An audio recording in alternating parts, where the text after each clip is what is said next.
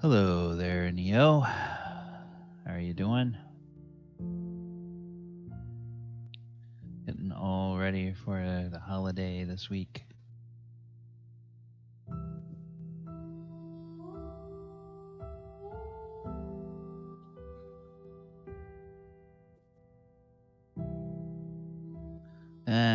Sorry you're not feeling well. Ugh. Well, good luck on your test. What class?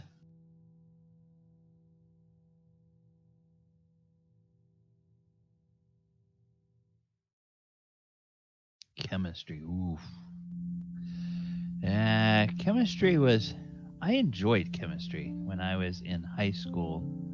I did not take chemistry in college. You're probably at the university level. I didn't take it in college because all of the math that when you got beyond chemistry, it started not to make any sense. I think as far as chemistry went, it felt like there was something concrete that all the numbers actually meant something, and then it started getting really abstract in the math beyond that. And once it started getting too abstract, I just couldn't follow it. And so that did me in for further math. That's why you like physics. Okay. Are you in a major for the hard sciences or?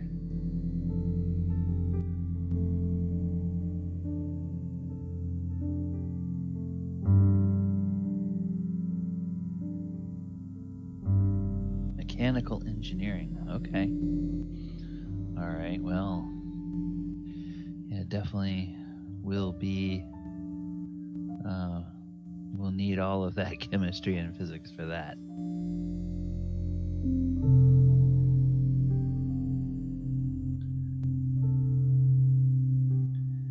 Yeah, both of the teams yesterday had a bit of a scare. It's like I wasn't sure whether they were going to be able to beat Tulane. I mean, normally you don't worry too much about them, but they've started getting pretty good, and they've had a decent year, and they just would not go away. And then the basketball game, very, very close. So, exciting finishes in both of them for sure, but a little closer than I would like.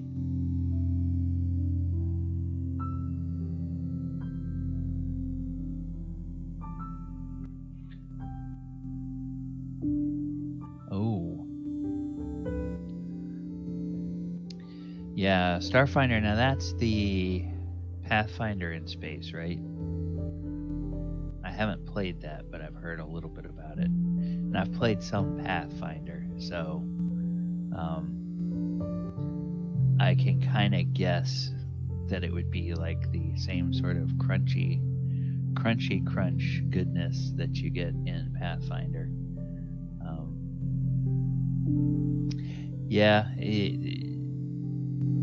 that's a game, either people love it or they hate it.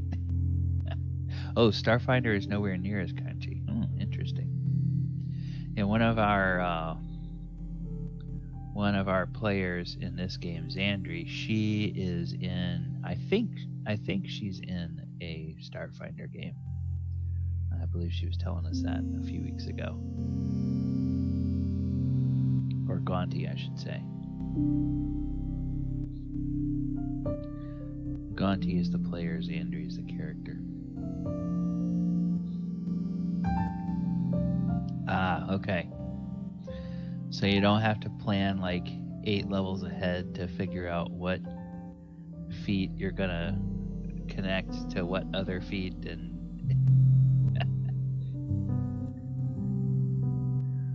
okay, you're the pilot.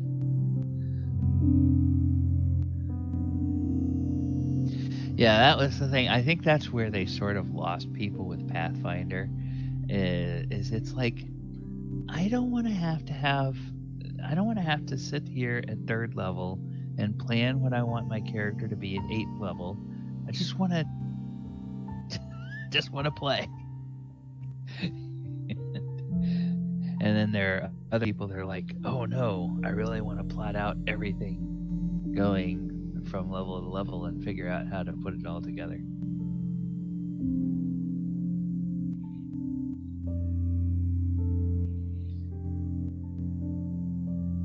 Yeah. And I don't know if you play any of the video games.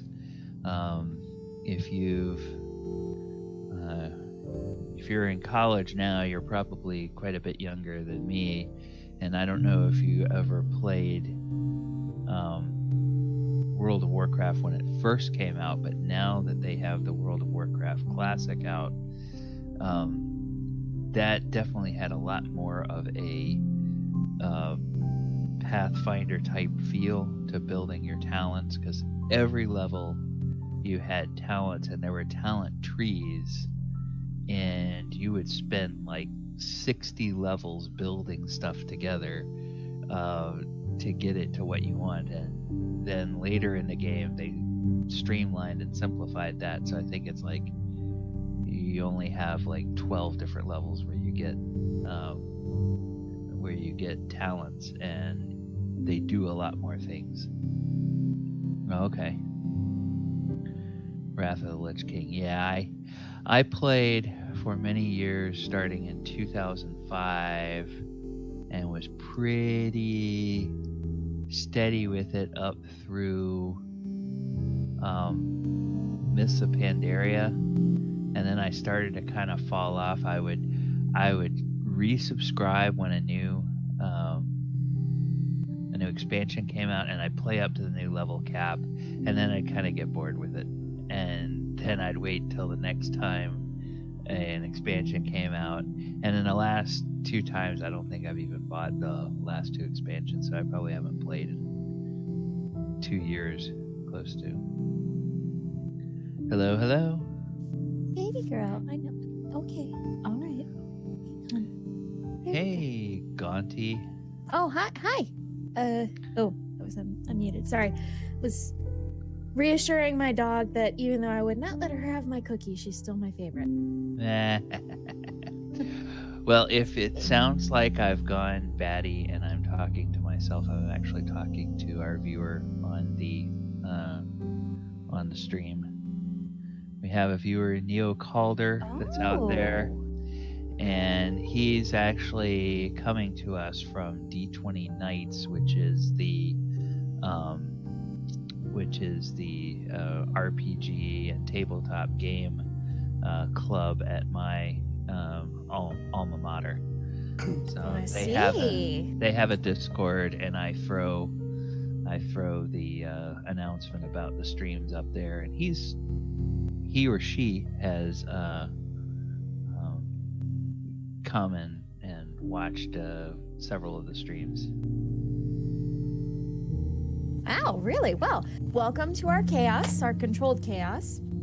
Hope you have a fun time. And Gaunty, he was saying that he plays Starfinder. He actually is in a campaign, and I thought, did you tell us a few weeks ago that you're in a Starfinder game, or you were in a Starfinder game, or what's going on with Yes, my Thursday game at my local gaming group, my DM that I prefer there is running Starfinder at the moment. So I am playing an envoy who is an ace pilot rather than a diplomat.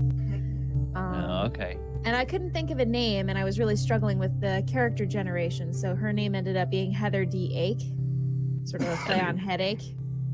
And so far, we've blown up 3 ships and a planet, and we may end up bringing contagion to an entire space station, so we'll see.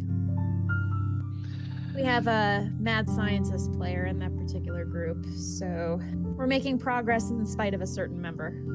Yeah. Well, Neo says he's playing a mechanic ace pilot android named Vesper.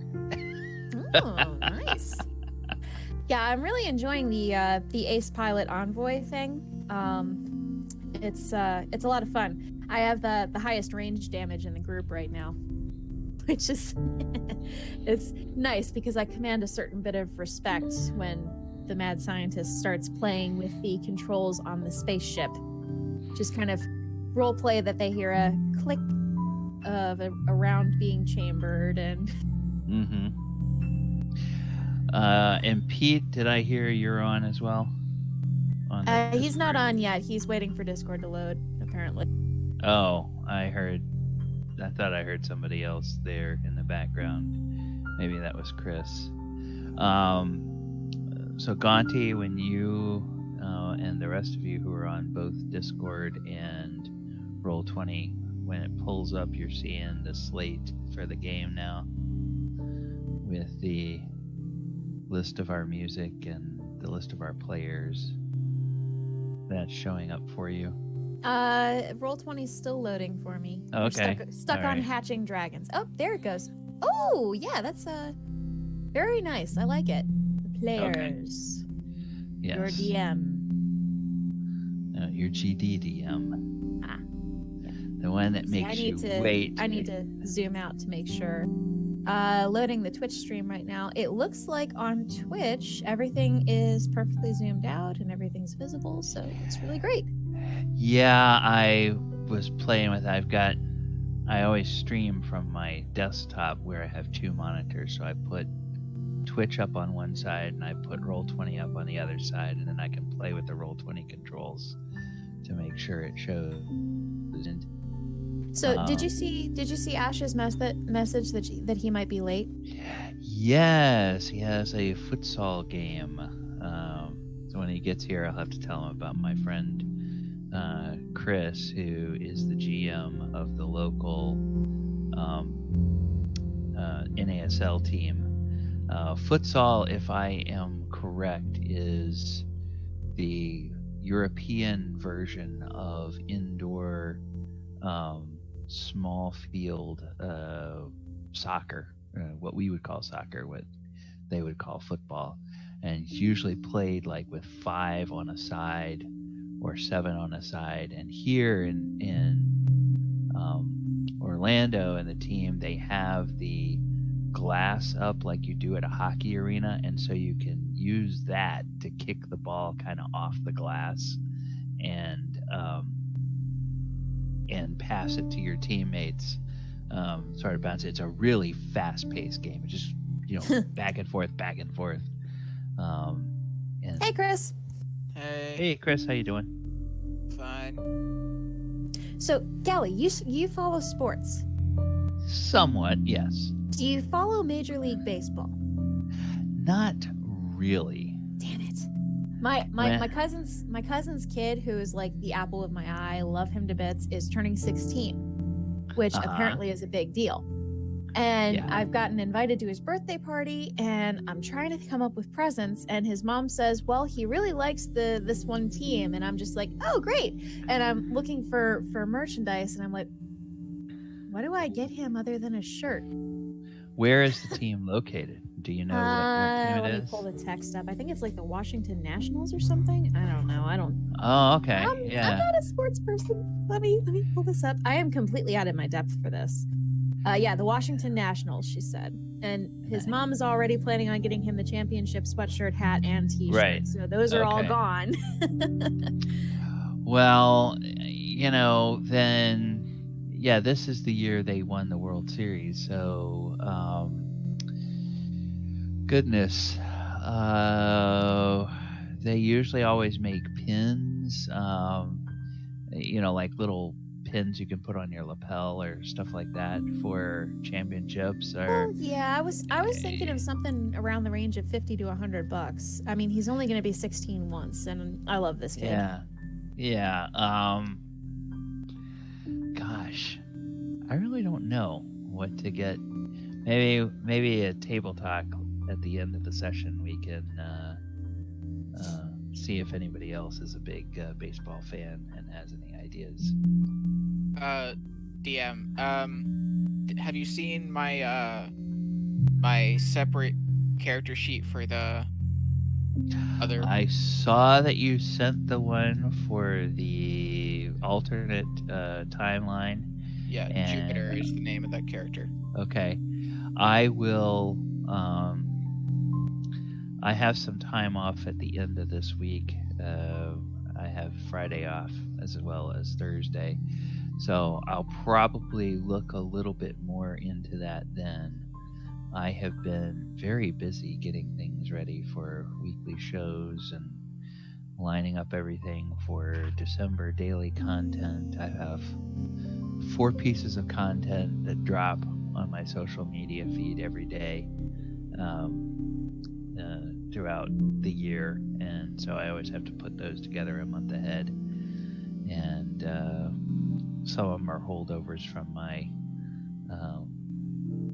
sports blogging days, and some of them are related to D&D and fodder for things like my Monday night stream and potential future streams.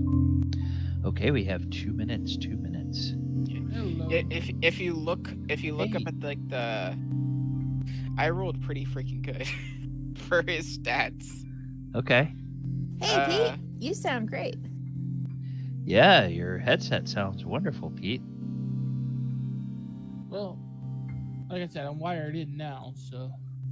That's good. That's excellent.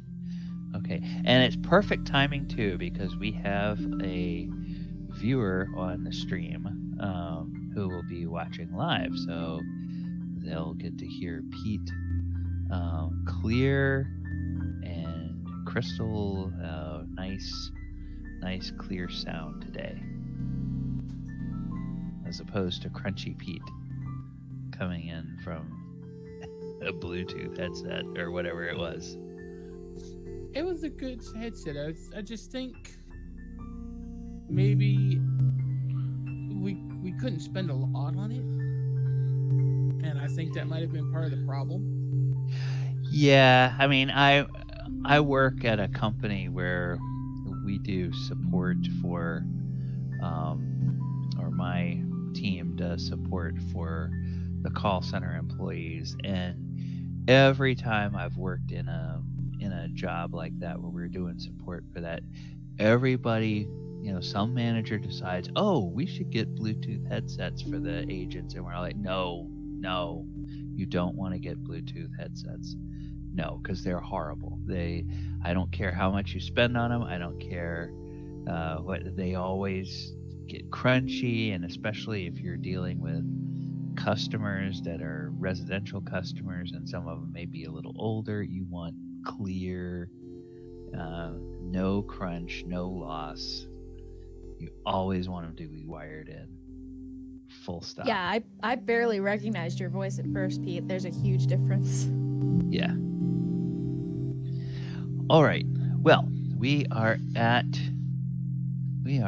time, and as much as I have been told people enjoy the music, I am going to kill the music so that I don't have to yell over it. All right, welcome everyone. This is the Walker of Waterdeep. I am DM Gallibond, and we have with us today to start our session. We have Chris playing Galibar. We have Gaunty playing Zandri, and we have Pete playing Adamant. We are expecting Ken with Oyohusa a little bit later. And then Ash is our player from the UK, and he is apparently on a futsal team that has had a late game today. So he'll be taking the train home after the game and joining us when he gets there.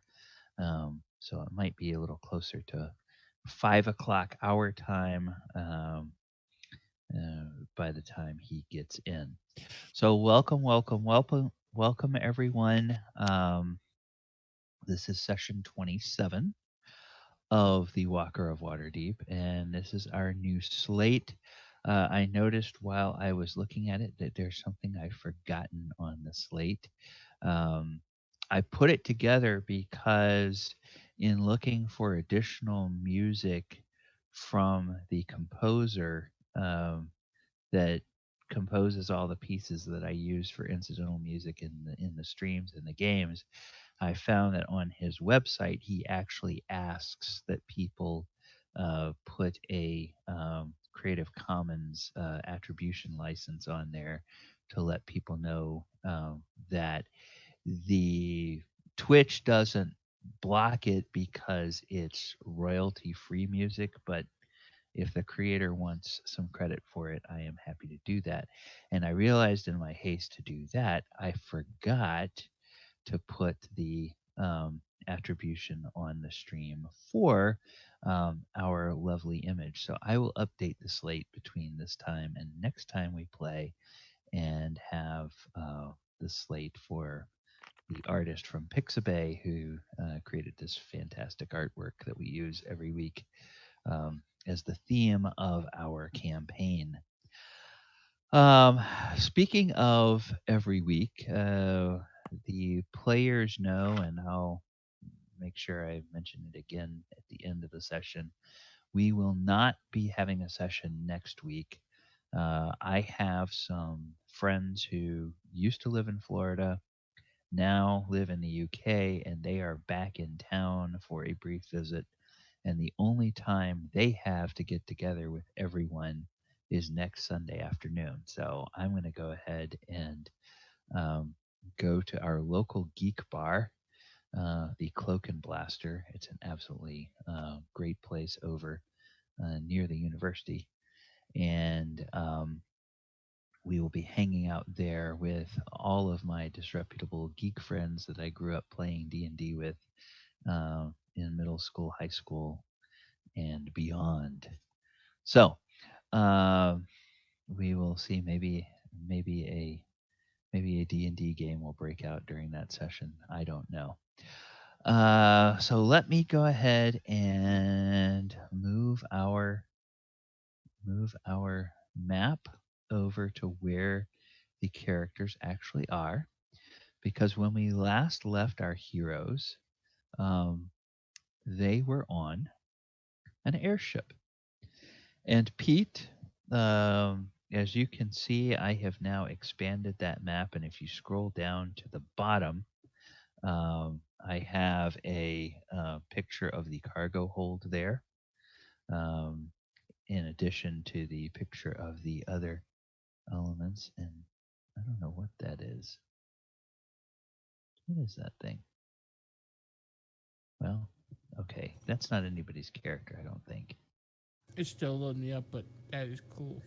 Okay, so I'm just going to move that over to the GM layer in case somebody says, "Hey, what'd you do with my character?" And it's like, "Oh, okay, well."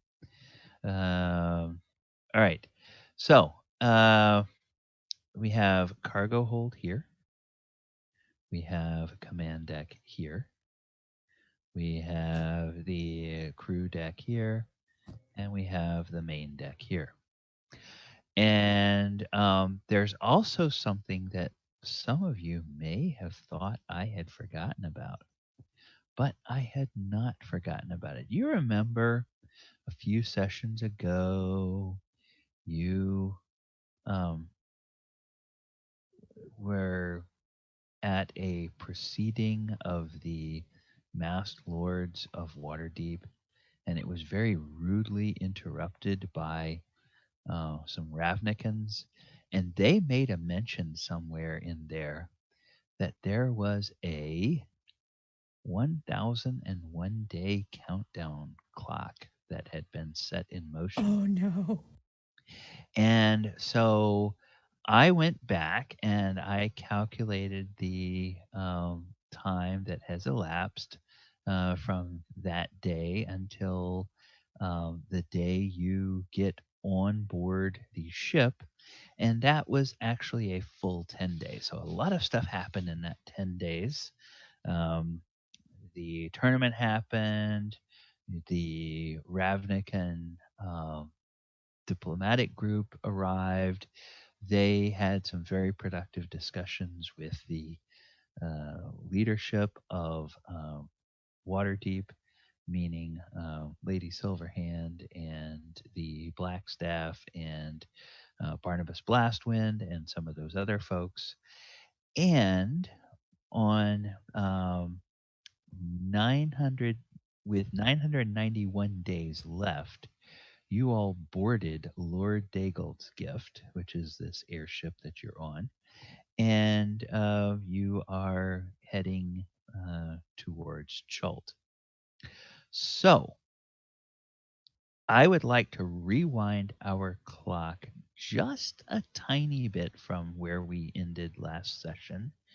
And yes, Ken, welcome. Are you logged into Roll20 as well? Yes, you are. Wonderful, wonderful. Okay, Oyohusa, if I am not mistaken, Oyohusa is the earliest riser among the team. Is that correct? I think Besides Adamant. Okay. Besides Adamant. That's just because Adamant only needs 6 hours of rest. Galibar never went to sleep. Okay, right. Galibar is in his cabin fretting about things. But Oyohusa, what would you say and relating, like, is it an hour before sunrise? Is it right at sunrise that you usually get up and do your morning um, meditations and constitution and stuff like that? about 2 hours or so. About 2 hours before sunrise. Okay. And Adamant, were you for this first night? Were you planning to be on the upper deck? Because I think you had said you were going to try to go down to the hold, but we Yeah, didn't he would have have been down that. in the hold. Okay. All right. So I'll just take your character and move him down to the hold. Now, when Adamant finishes his rest, what would he normally do? Because, like you say, he's probably got a rather short. Does he need what, 4 hours of downtime? I don't know. I don't remember what 6. it is. He only needs 6 6. hours. Okay. All right. I only need 4, but Right. Yeah, that's the thing with being an elf. He only uses, or he only needs 4. So, Oyo, if you would like, you can. Would Oyo do his meditations in his cabin, or would he go up on deck where he could see the sunrise? And I mean, I don't know yeah, what his traditions are. he's a bit of a romantic that way. Yeah, he'd be up top. Okay, so with your permission, I will just move you up to the deck, upper deck, and then you can figure out where you would normally be, whether you'd be up towards the front of the ship or towards the back, um, or whatnot. But as you are doing your meditations and you can just sort of see off to the east, sort of the um, pale pearlescent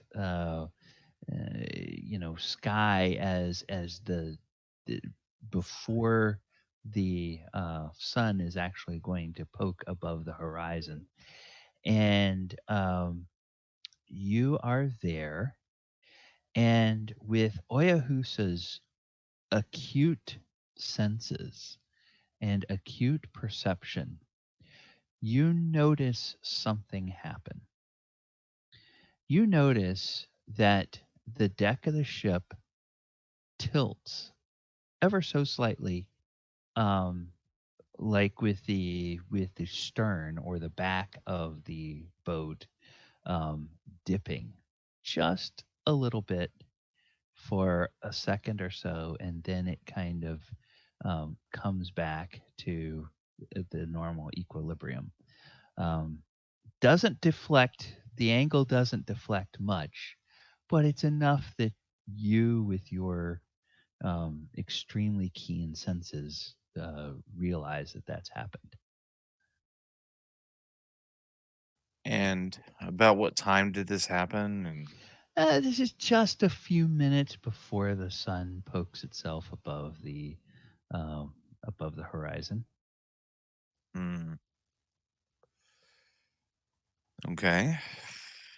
How many days have we been on the ship? This is the first full morning that you were on Okay. the ship. I didn't notice anything out of the ordinary. It's just Okay. that particular thing. Okay. Yeah. That's the only thing that you have noticed. Okay. At this point. So, Adamant, you would be down in the hold about this time. Mm-hmm. Okay. All right. Well, you are there, and perhaps you have finished your, meditations and everything. And what you notice then is you notice these doors right here behind you open, and our dear friend Barack Klanghammer walks in, and he says, "Oh, hello, Adamant. How are you?" I am well. How are you? "Oh, I'm good. I'm good. I just had to use the little dwarves' room." How do you like being on the airship so far?" It's fascinating. "Yes, it is. Yes, it is. We should have several days before we get to Chult. You will enjoy seeing many of the sights. I believe that we will be traveling part of the time over the edge of the coast and part of the time over the open water. And as we get closer, we might even be traveling over some of the jungles itself. Should be a most fascinating journey. It should. It should. As long as I don't go overboard. Oh, well, we would not want that to happen. Just be careful. All right, I will leave you and head back up top. And he goes and he climbs up the ladder here, and that will bring him to the crew deck. And we will then he goes over here, and he climbs up onto the top deck, and he comes out, and he notices Oyohusa up front, so he walks up and he says, "Oyohusa, I am not disturbing you, I hope." Nor, good morning. "Good morning. I thought you might be one of those who rises early and takes a good look at the day. Do you find the morning meditations help you focus?" I like to look at the stars before the sun rises. That's when I usually do my exercises. Yes, and it is usually before the sun rises that, at my age, the urge strikes me, and I have to go visit the little dwarves' room. the gnomes have a nice privy down in the hold. Do you realize that it is built so that every day they can simply turn out the contents and drop it from the airship? It might be like the world's largest bird droppings if anyone happens to be below.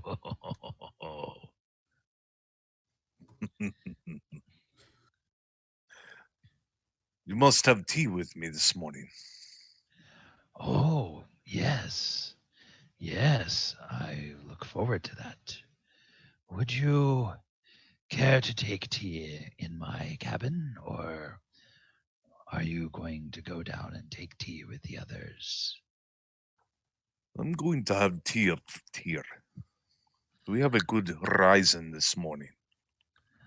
Oh, well, yes.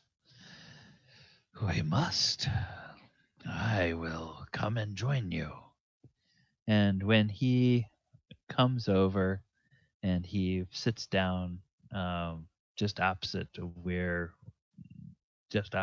you are, you can tell there's kind of a little chill in the air, and when he gets close you can tell that there's like some warmth radiating off of him. It's not an uncomfortable heat, but it's just sort of a warmth that seems to radiate out from him. And you're not a lot of people who are not terribly perceptive might think that this is just something because of his personality, because he's always seems to have a smile and he's kind of jolly and whatnot. But you actually realize there's like a physical sensation of warmth from this guy, which is a bit unusual in your experience. Most dwarves don't radiate heat like that.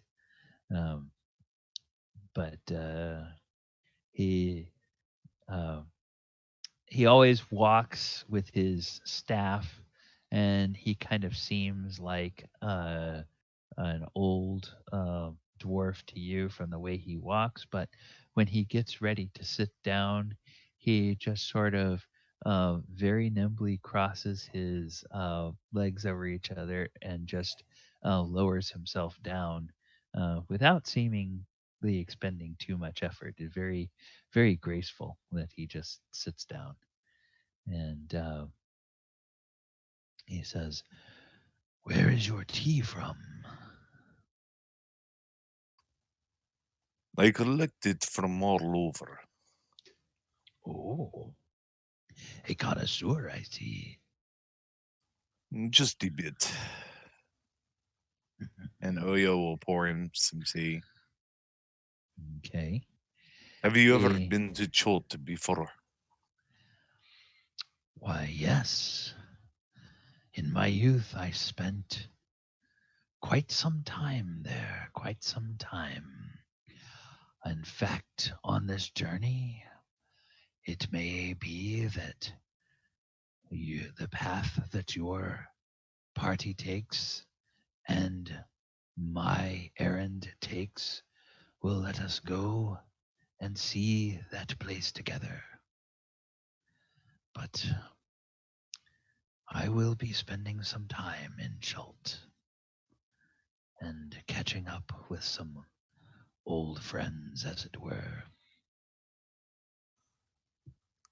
You said in your youth you were here for some time. How long ago was that? Oh, that was long before the spell plague. Um, but no, that was long before Mount Hotanau exploded. Maybe 50 years ago that I came to Waterdeep, lured by the prospect of adventure and excitement. You know, those things that pull at a young dwarf's heart. But I had spent much time before then with a great project that some friends of mine were working on. And I have come to understand that they ran into some trouble. Unfortunately, I had responsibilities in Waterdeep that kept me from returning to check on them. But now, this has given me a good opportunity to take time for an errand that is long overdue. But we should speak of that later. Tell me more of this tea. And he takes the saucer and the cup and he holds it up to his face, and much like you saw him do with the ale when he was appreciating that, he just holds it up and lets the steam sort of waft up to his face, and he inhales very slowly. And his eyes are closed, and he just has like this slight little smile on his face, and he's, ah, yes, Oyohusa, this is lovely tea.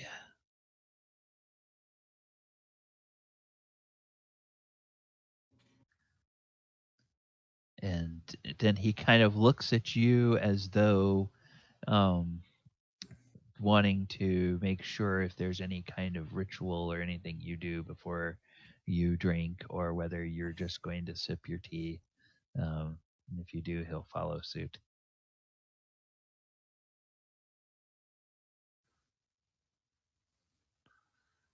No, not anything particular. I just drink with Okay. him. Okay. So then he takes a sip of it, and he puts the teacup down, and he's,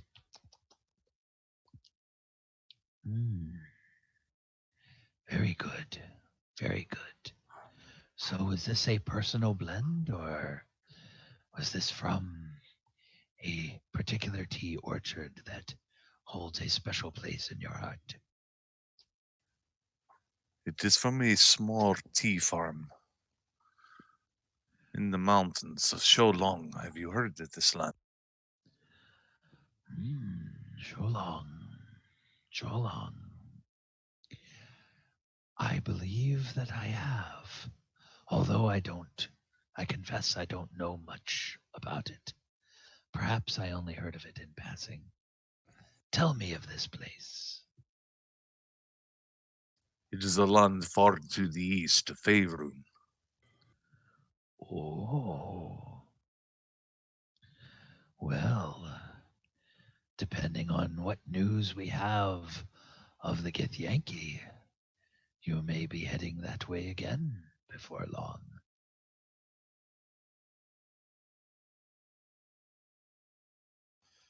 Perhaps. And he finishes his tea, and he just sort of contemplates the surroundings and the sunrise, and he kind of falls silent unless there's any particular questions you have for him.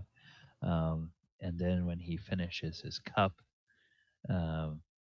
he says, "Thank you, Oyohusa.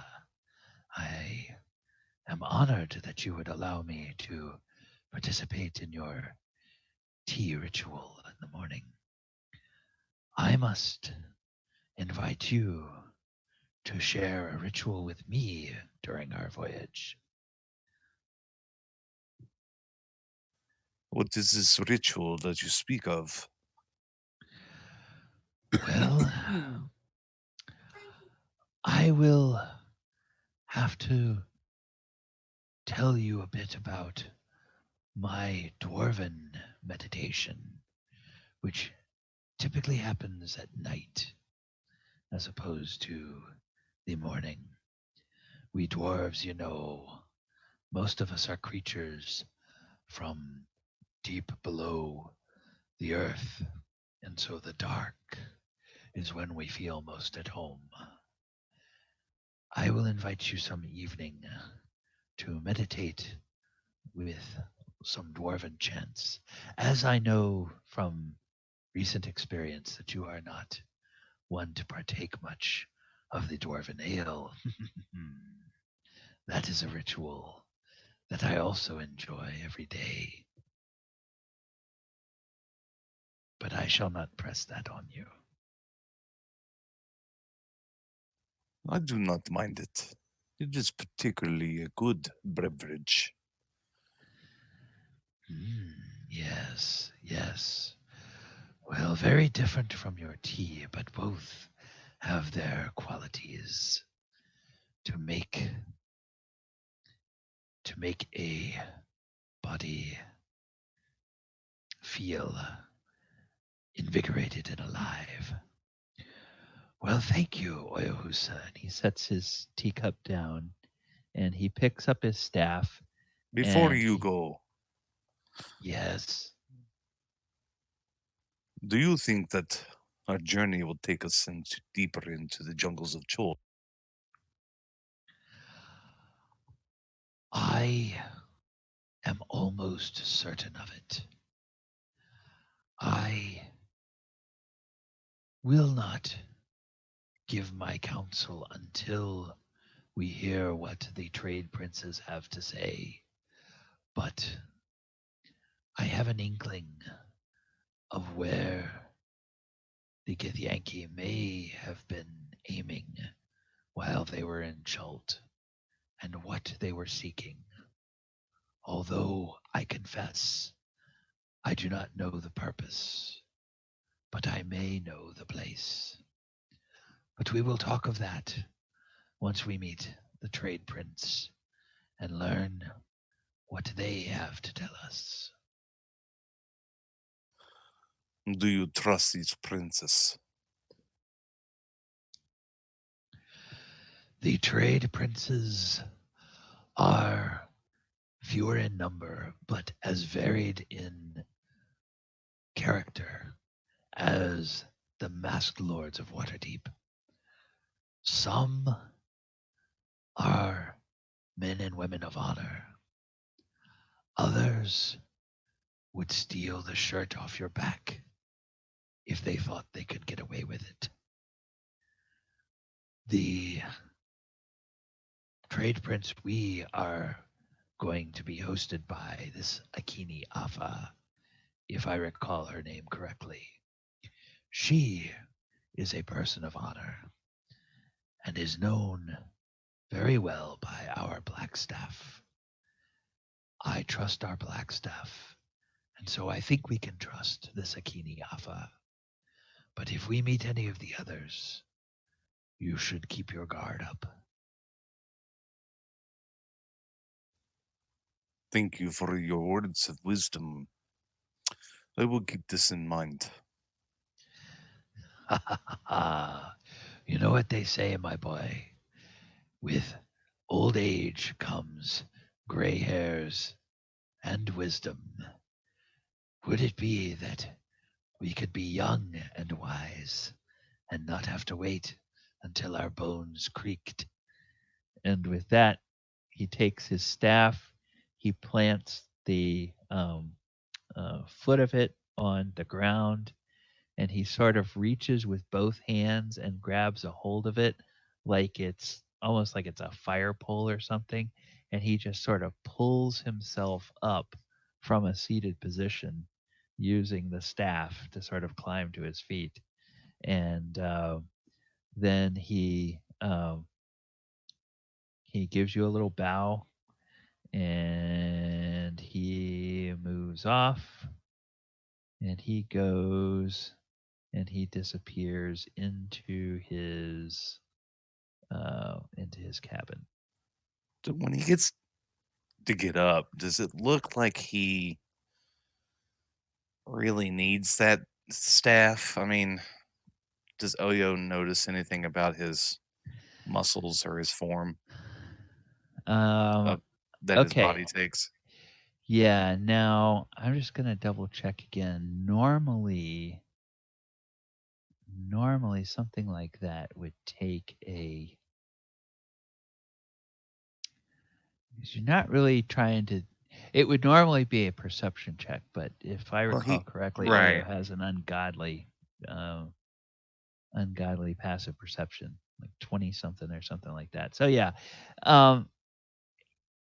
he makes a good show of it, but you get you get the impression that this guy is a lot more spry than he lets on, and that this staff is more or less a prop that helps him carry off the image of being an old and decrepit dwarf. Um, the lines on his face tell you that he is um, old, and I think somebody, either Lady Silverhand or someone, mentioned that he was over 200 years old. So for a dwarf, that's pretty old. Um, for an elf, that would be still relatively young, short of middle age. But for a dwarf, that's kind of getting there. And over 200 could be anything over 200. So you don't know how old he is. He would like you to think that he's practically got one foot in the grave, but you get the impression he's Not what he there's more to this. seems. Yeah, there's more to this cat than he's letting on. Interesting. All right. All right. So now we will return to our the crew deck, where we were last time. I believe Zandri had just been learning about the effects of the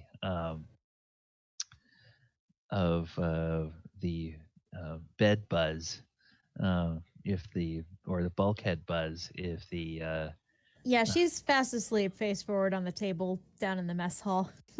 okay. Um, and Galibar, not sure if Galibar was still in his cabin going, oh my goodness, oh my goodness, oh my goodness, or whether Galibar was coming out um, to have breakfast with his. He comes out of the room. Okay, all right. If you can move your token, you can do so whenever you wish. Okay. All right. So you see the Ravnican there. He's sitting there opposite of Zandri. Thardram apparently is still fast asleep. We'll just let him stay in his cabin until he's able to join us today. And of course, there's no sign of Oyo, but he's probably up on deck. And everybody had heard from Adamant that he was planning to stay down in the hold overnight. So Well, Chandler this was says, back at the breakfast scene. We had already all met up there. yeah, With okay. Thardram. Okay, so I'll go ahead and get you up there, Adamant, so you can join everybody. Okay, there you go. And, Excuse me. Chandler says, good morning, Galibar. Did you sleep well? I didn't sleep. Oh. Oh my dear. And then he looks at the a couple of very sheepish looking gnomes that are sitting on the bench next to him that look like they've kind of been chastised. And he says, "Lads, are you going to tell him?" And they're like, we're sorry, Mr. Galibar. You should move your bed a few inches away from the bulkhead. Otherwise, a lot of people say that it vibrates the bed so much that you can't sleep. We're sorry we didn't tell you that before. And Chandler looks at you and says, apparently they think it's humorous to treat their first time guests on a flying vessel this way. I confess that in my youth we did the same thing when I was stationed aboard such a vessel on another plane. Galibar just looks kind of just tired of everything at the moment. He didn't sleep. He is tired, but Well, a D6 number of gnomes is passing in and out of the galley and takes everybody's orders for food. And Adamant, it appears that the Temple of Gond has anticipated your needs, and there is a refreshing concoction that is a mixture of oil and emollients that keeps the and also some nutrients that keeps the mechanical pieces lubricated and provides nutrition for the biological elements that are infused into the Warforged, and also does some, allows for some uh, regeneration of the self-healing mechanisms that by which a Warforged regains hit points, like living creatures regain hit points. So you find that very refreshing, and it is whatever consistency Adamant would think that would take. So you're free to describe that at some point or not. Zandri's still randomly talking in her sleep every now and then. We have guests cooking the cat. Right. Adamant is going to grab his oil, scoop her up, and take her to her bed. Let's go, you. Galibar asked, "Do you guys have any fruit?" Oh, yes, of course. And so they bring out a plate of fruit, and they say, we also have, if you want a hot breakfast, and you do not want to have meat protein, we have hot oatmeal, and we can make some waffles or some hot cakes. We also have some cheeses if you want cheese to go along with the fruit, or we can make a plate of vegetables for you if that would be more to your liking. For now, I just want some fruit. Okay. And they estimate what a large half orc might need for breakfast, and they bring out a platter that has several different types of fruit. There are some slices, some chunks, and some whole fruits there as well that Galibar could partake of. Are there any apples or melons? Yeah, there's some cut up melon, and they actually have apples that are cut into wedges, and there's actually a couple of whole apples that are not cut. And Galibar grabs one of the apples and takes a bite. Then he looks over to the gnomes who didn't tell him about the whole vibrating ship thing, and just crushes the apple in his hand. And their eyes go a little bit wide, and Chandler just sort of crosses his arms and he smiles and he nods at them. He says, "You see, I told you." And on that subject, does Adamant pull her bed out when he puts Zandri in it, or does he leave her to be woken up by the bulkhead buzz again? He pulls it out. When she wakes up, she'll actually find it kind of pulled out about halfway across the room. Yeah. His sort of depth perception is a little bit, well, if a little bit pulled away from the bulkhead is good, a lot pulled away is probably better. Even worse, he probably just to mess with her a little bit, probably go downstairs and get some spare metal and make some chains and hang it from the ceiling. Oh my goodness. Why would he do that? The blacksmith deal with it. Ah, goodness. Okay. It wouldn't take him long. Okay. So, is there anything that people would particularly like to do on this first day of the voyage?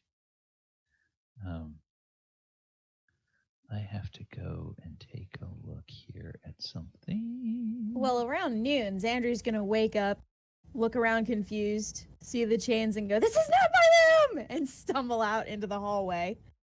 Oh, this is my room. Well,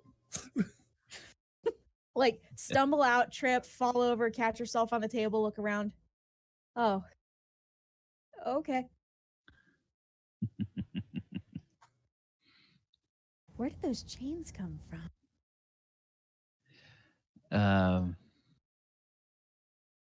One of the gnomes will say, "I think it was your friend, the metal one. He thought it would help." Help what? She's kind of pulling them down and lifting them and looking at them, just confused. I mean, at one point I wouldn't have minded having them in my room, but that was a phase.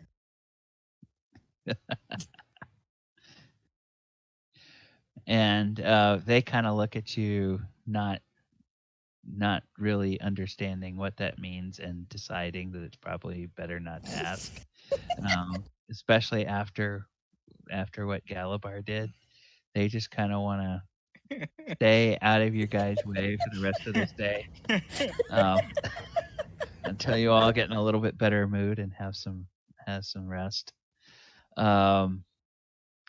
You gather during the day from, and this is just stuff that you either overhear with conversations or that the captain or the first mate will tell you in passing.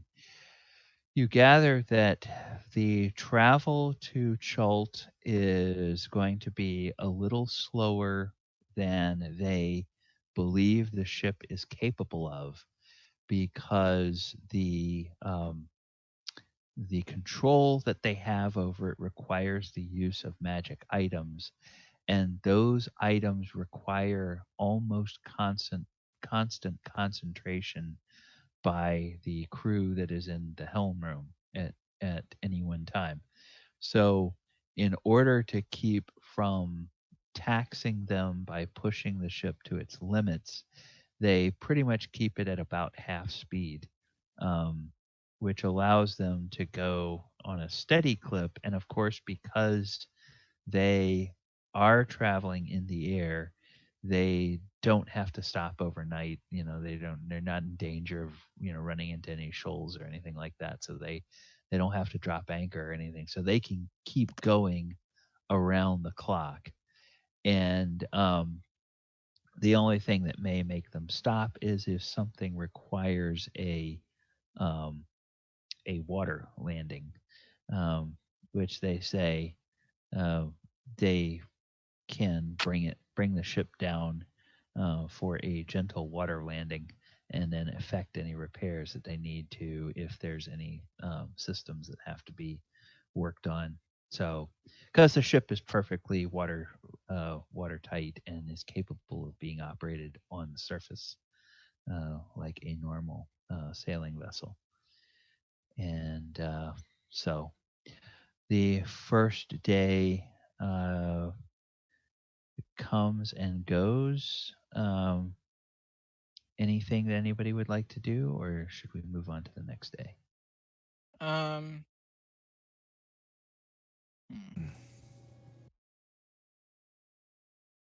Zandri and Galibar could have a contest to crack an apple in half with their foreheads. Galibar crushed an apple in his hands this morning. Yes, but that's different. You want to get it sliced perfectly in half. Did you never see that trick?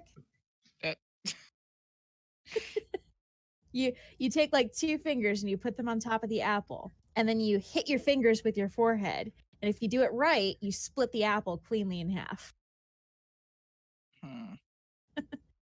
I can send you a video of it later, but yeah, okay, maybe we skip that another time.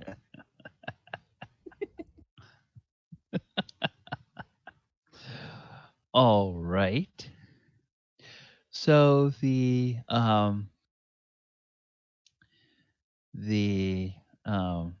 night comes, night falls, and everyone retires to their cabins. And Oyohusa, it is extremely early on the following morning, and you're getting ready to go up on the deck and do your morning meditation. Are you going to do the same thing, go up to the front of the ship? Yes, I will. Okay. All right. Well, while you're up there, once again, just before sunrise, you notice a slight little dip at the back of the ship. And then the ship returns to its normal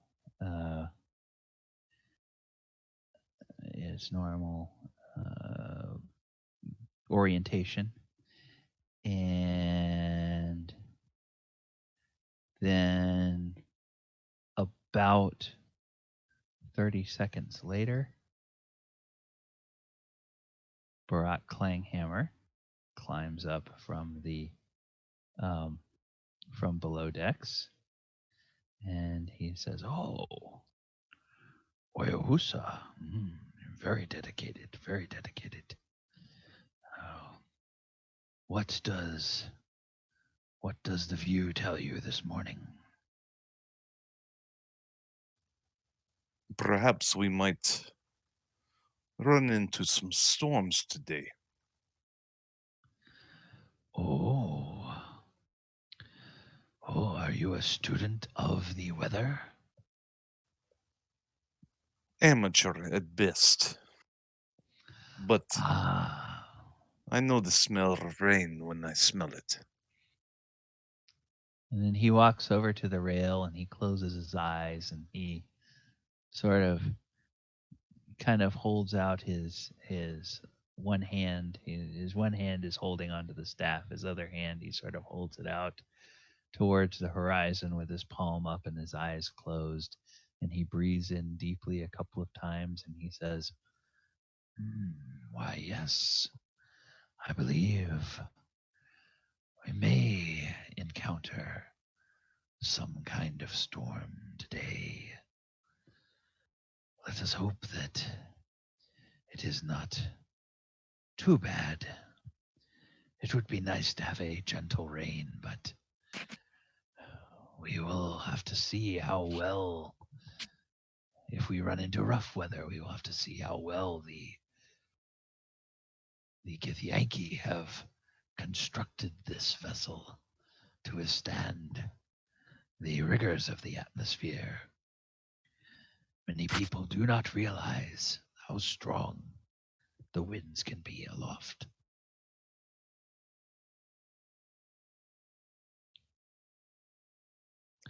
Will you be joining me for tea this morning?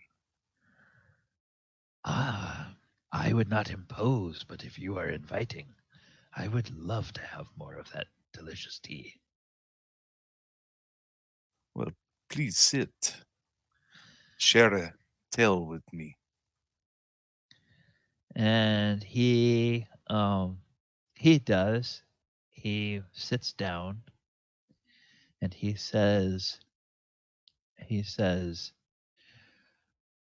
how much, Oyohusa, do you know about the recent death curse that happened in Chult, where we are going? I do not know the full details, but I do know that it was caused by a powerful lich. Is this correct? Oh, oh, oh, oh, calling a Sararak a powerful lich is like calling Behemoth a powerful dragon. It slightly understates his power. I shall tell you about a story I heard of a Sararak. He came from a faraway plane and once was a mortal, a human, if you believe it. He was consumed by the lust for power and the study of energy and magic. And what he sought most of all was how to cheat death. He was clever and he was trained as an engineer. And with his training, he chose to build elaborate traps. And they say that even before he died, he would build mazes and false tombs and dungeons to simply lure adventurers in and toy with them with his devious traps, watching them struggle and never allowing them a quick death, but always making it slow and painful and letting death come after they knew they were already trapped and there was no escape. That is the being that created the Soulmonger and built the Tomb of Annihilation in Chult. Not a nice fellow at all.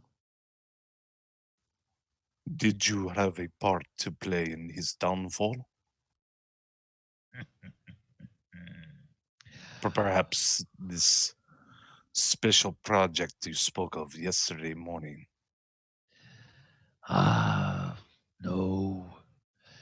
No. The problems that befell those I know in Chult happened long before Sararak built his tomb. But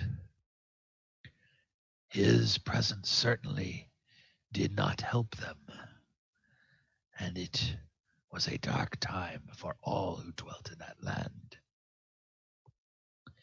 The undead are a scourge in the jungles, but with the death curse, they grew even more numerous and more powerful.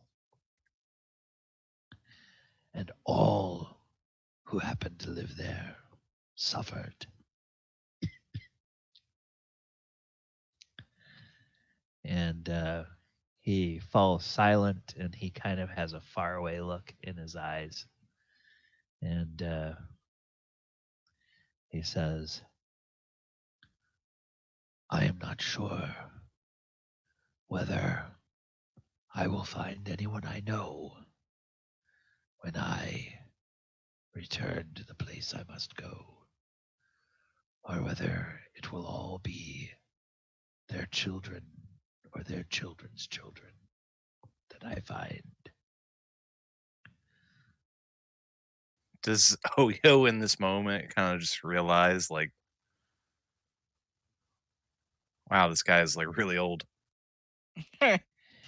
You might get that. You might get that sense. It's almost like he's kind of talking to himself and not, he is speaking aloud to you, but clearly his thoughts are not right here in the moment. Clearly his thoughts are elsewhere and at another time. Oyo will try to,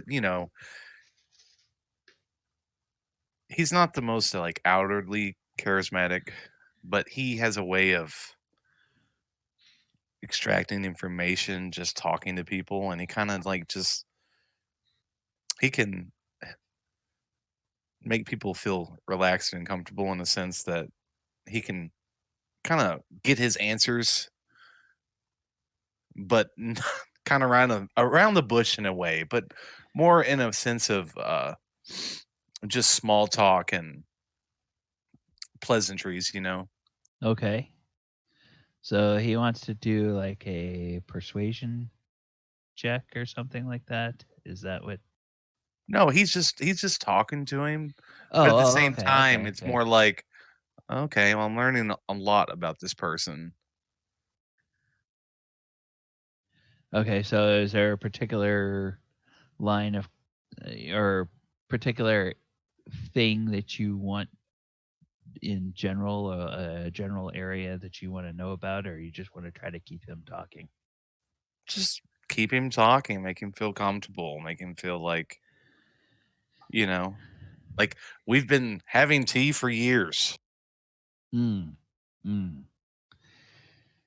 He says, yes. He says it is good to get out of Waterdeep again. I had not realized, with all the friends I had made there, that I felt somewhat grounded or confined in Waterdeep. Not by anyone else's doing, but my own free will. And I was content with that. But now that we are on the way again, and I feel the breeze on my face and the wind in my hair, I notice it is like old memories coming back and old promises that need to be kept. And he sort of turns and he looks in the direction that you're traveling, and he's kind of got that far away look, and just for a moment you could swear that right around the edges of his eyes, it's almost like you could see a little flicker of like golden flames in his eyes. And for a moment, as he's looking at something far, far away, his face kind of takes on a really stern and hard look. And then he kind of relaxes and he turns back to you with his genial smile. And he finishes his tea and he says, Oyohusa, once again, you honor me with this lovely tea. Tonight, my boy, you should come and I will teach you a bit of the dwarven meditation that I do when darkness falls. I would be honored. May Very you have a well. good day. And you as well. And he once again does that thing where he grabs the staff and pulls himself to his feet. And you thought you noticed it yesterday, but today, because you're kind of watching for it, it's you actually see that while he's got both hands on the staff, he's actually really only pulling with one hand. And he just sort of way too easily pulls himself up to a standing position. And you know, it's almost like he's almost forgetting his act. But then as soon as he gets standing and he brushes off his robes, he kind of leans way too heavily on his staff, and in a way that's clearly exaggerated a lot more than he needs to, and he begins shuffling off and heading towards his cabin. So it's like yesterday you thought there was something going on with this guy, but today, there's no longer a question that this guy is definitely not everything that he seems to be, in terms of how he appears to the world.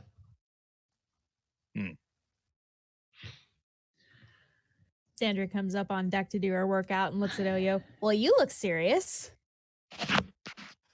Good morning, Zandri. How are you this morning? Same stuff, different day, better sleep. Was that Barack that I saw heading downstairs? Indeed, it was. We were just having tea. Would you like to join me?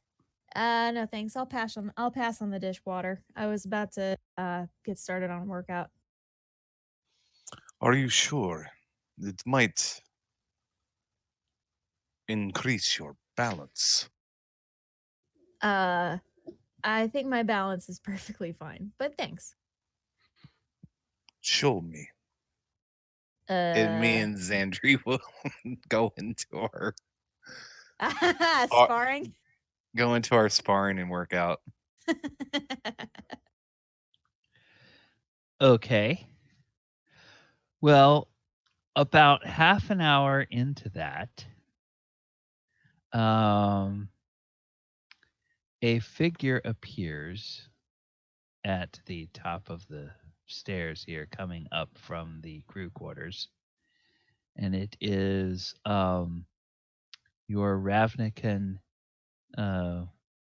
attaché, and he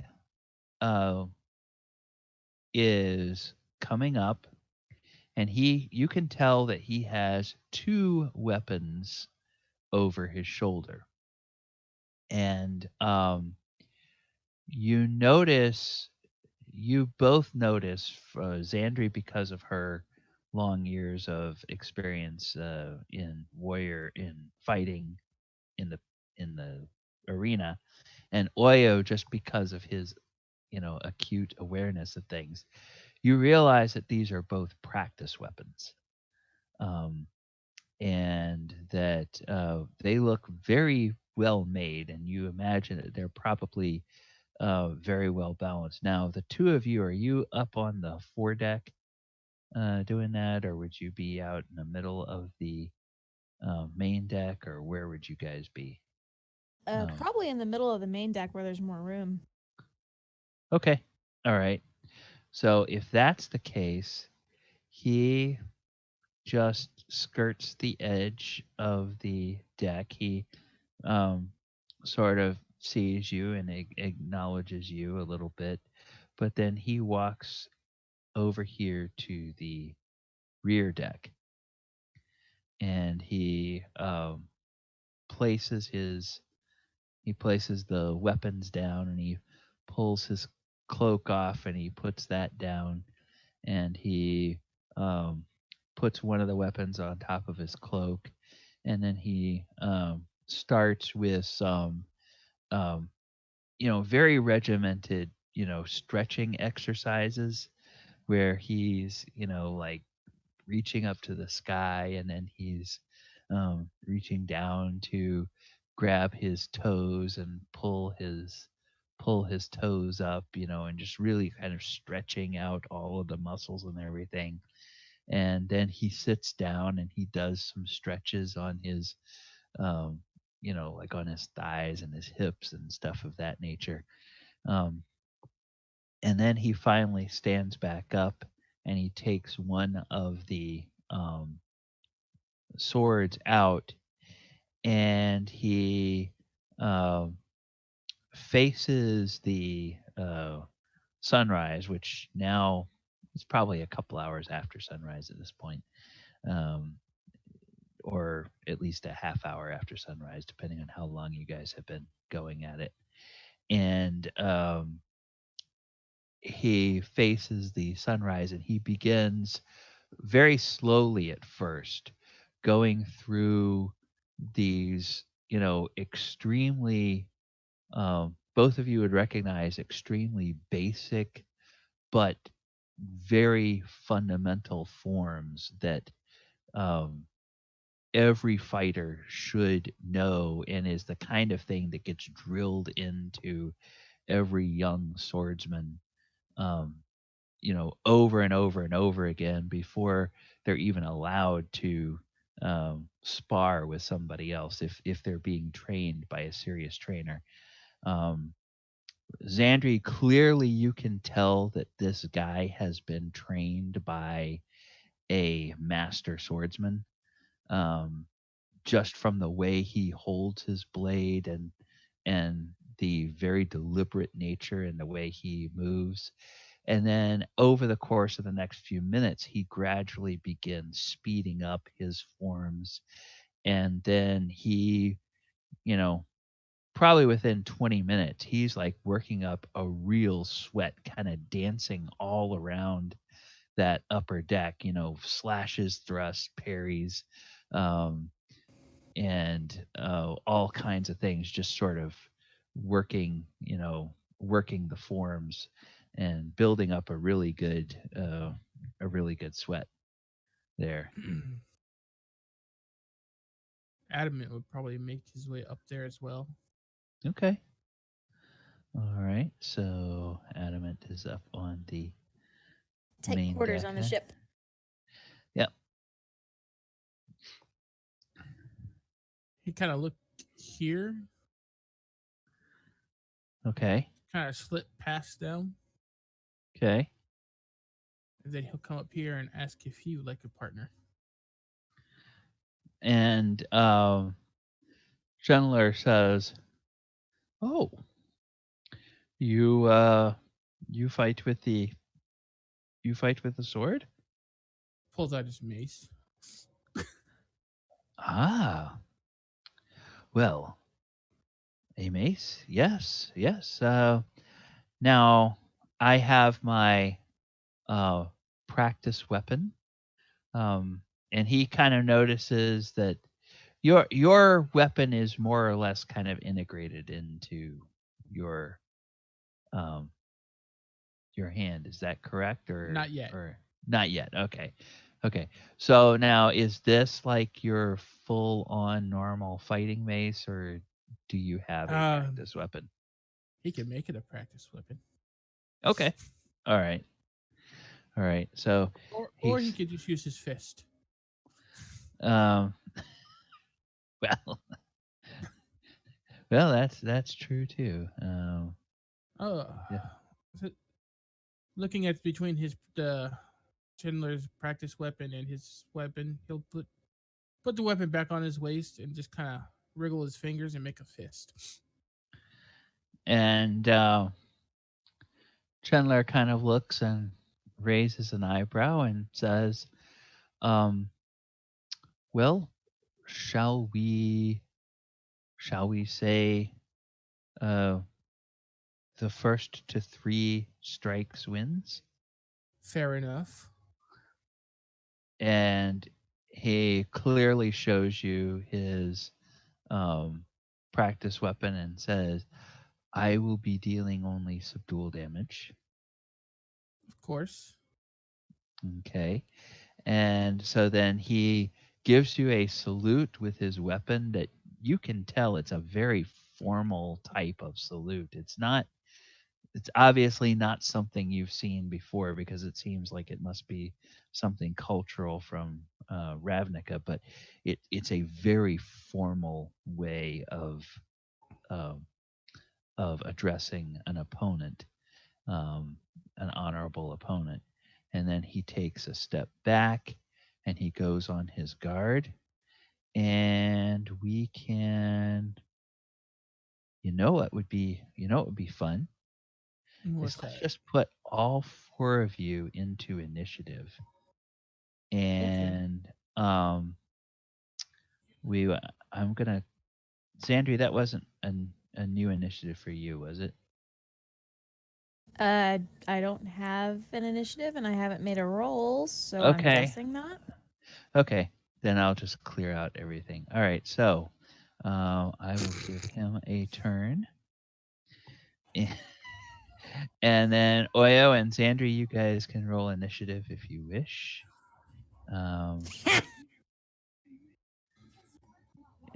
How's your balance, Zandri? Okay. Almost exact opposites is what happened here.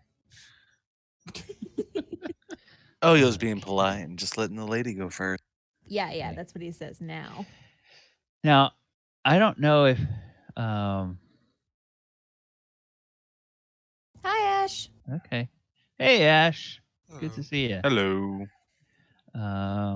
So that's gonna be 7. Welcome. 11. Adamant, not that it matters, but what's your actual dex score? Is it 11. 11? Okay. All right. I So need to take a alert or something. This is getting ridiculous. yeah. Okay. So, Zandri, I don't know if you and Oyo have determined what your count is going to be, but these guys are only going to go to 3 hits. So that doesn't 3 hits is a good one, don't you think? You think, Oyo? Sure. Right. Okay. Be over quickly. Oh, okay. Zing. Zandri, you may begin. Okay. Natural 20. Oh, wow. Okay. So, testing my balance, are we? Whap! Yeah. And I presume that's going to hit Oyo. Oh, yeah. Okay. So then go ahead and roll the damage, and this is, Well, I presume. it's not damage. The way that we do, the way that we had been doing it is just a hit is a hit. Oh, okay. 3 Okay. hits. Okay. Yeah. Okay. All right. It's All right. yeah. Oyo, then you can go. Are we only allowed to use a sword or what? I don't know. I'm just using the long sword. I'm figuring it's like a wooden sword. Like a practice sword or something. Flurry of blows. Flurry of blows. Yeah, Oyo can't use long swords, so even practice ones, I imagine. Well, there's no reason for him to use it. He doesn't use them in combat. All right. Well, Oyo will make an attack.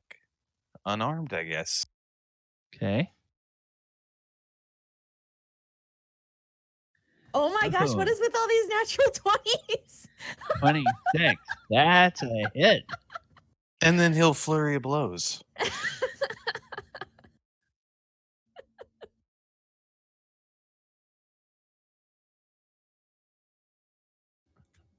That's going to be a miss. Okay. And So will that. the miss. All right. Okay, so That's what 4 natural 20s in like a row here. and then Chandler. Wow, I got 2 hits. Yeah. Yeah. Wow, natural 20. Oh, I rolled 4 times. My bad. Well, yeah, so 2 hits and a miss. So the so Chandler's practice sword is a great sword, and he uses this great sword. Obviously, he's holding it 2 hands, so he doesn't have a shield, but he is very nimble and very agile with it. So he actually gets 2 attacks with his greatsword. And so he's going to make the first attack, and then the second attack, and will a 24 hit? 24 will hit. Okay, don't count any damage. It's just one basically one whack up against Adamant's. Yep. So he was sort of taking the measure of you with the first one and realized, oh wow, you really are a little harder to hit, and so he really focused on that second one, and wham. So Adamant, you are up. I only have 1 attack.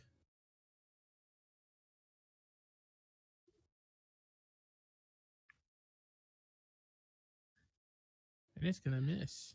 Yeah, that'll miss. Whoosh. Okay. Zandri, we are back to you. Yeah, so she just got 2 little, I'm guessing baby taps from Oyo. Or was he actually hitting her hard? No, he just kind of smacked her on the thighs. All right, so she'll duck back out of the third, and then she'll go to. Oh, we're aiming for the legs, are we? That's a 9. That's gonna miss. Okay. Oyo's gonna counter attack and get really close into her. He's like, "This is what it means to have balance," and he'll. Oh fuck! And she actually says that. He'll go into his attacks. That's a miss. So, oh fuck, duck. I think that's it. Only get 1 attack. So. Okay. Wait, do you have your shield on with a greatsword? It's I don't think you longsword. would. It's a No, longsword, Oh. not a she's got greatsword. a long sword. It's Chandler that has the great sword. Oh, so Yeah. you have your shield on. Yeah. Yeah. Zandri Oh. doesn't use a greatsword. It's too clunky. Yeah, her attack in roll 20 says longsword. So yeah, she's. I wasn't aware that she was using a shield. My bad. Okay. So that was Oyo. Then Chandler will attack again. 1, 2 swings. That's gonna be a miss. That's gonna be a miss. Ouch! That's a natural 1. Yeah, so he's whiffing. Adamant, you are up. Okie dokie. Swing better. Swift jab. Okay, 15. That's not going to connect. That hits off of his armor, but does not. Actually, we're gonna say since it's a strike, it doesn't hit. Normally, if it was fairly close, you'd say it clangs off his armor, but it doesn't do any damage. But in this case, no, it doesn't connect. Just to be clear, that missed his AC. Yep. All right. Zandri, I don't think anybody hit that time, so we're still. Zandri has scored 1 hit. One Oyo left. has scored 1. Oyo scored 2. I don't think so. Yes, he did. He got 2 natural 20s in a row. Oh, he got 2 natural 20s in a row. Okay. In a row, yep. I Okay, could have hit her so- again last turn, but I forgot. Okay. So does a headbutt's an unarmed strike, and that's just a straight D20 unless you have proficiency with unarmed combat, right? You get to add your strength bonus to it. Oh, okay. So that's 1d20 plus 4. Okay, so Zandri ducks, ducks, and then she's going to come up and try to do a little bit of a love tap with a headbutt under the chin. Okay. That's an 11. That's going to miss. Okay. Oyo? We're just like really close to each other in combat here. She can't swing her sword or her shield, so that's what she was trying to do there. And that's what Oyo's trying to teach her.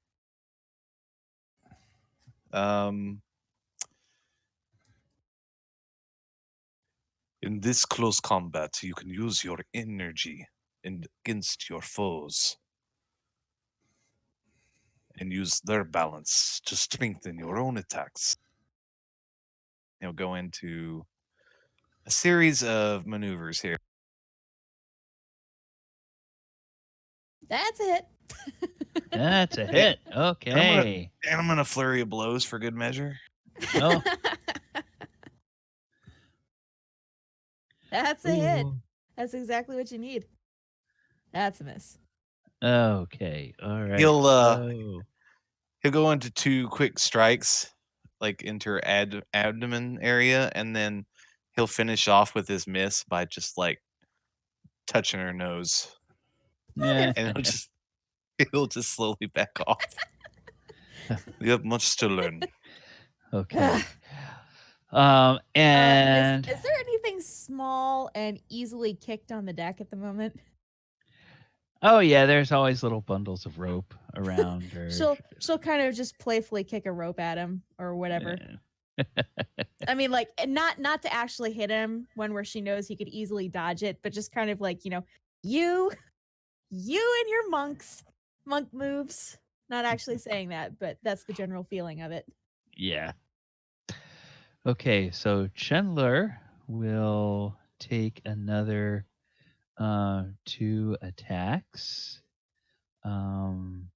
Great sword and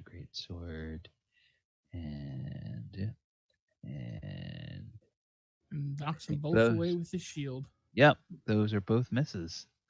All right, so Adamant, you are up.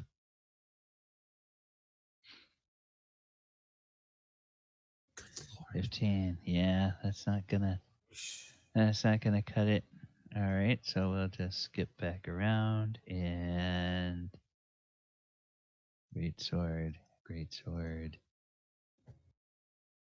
Miss, I think, right? Yeah, 21 misses barely. Okay, so all right, Adamant is back up. Adamant going for the gut shot. Oh, that's a hit. Okay, so Boom. By the way, Yeah. Galibar is gonna wanna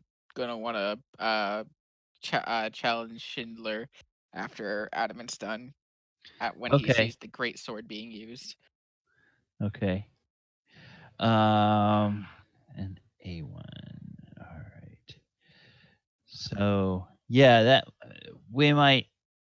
we'll probably say that there is sort of one sparring session a day.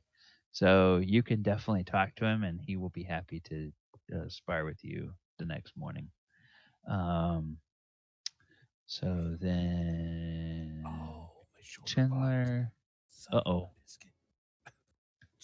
Youch. Oh, Nope. nope. Close, but no cigar twice. Knocking him away with hands and shields. Yep. So Adamant, back to you. And 18 is exactly what you need to hit this guy, so. Oh no, that's gonna miss. He just ducks to the side. He telegraphed that a little bit too well. And then 2 more. Zandri leans to Oyo and says, "It looks like Adamant's picking up some of Galibar's style, fighting with the fists there." And Yes, I 2 noticed. misses.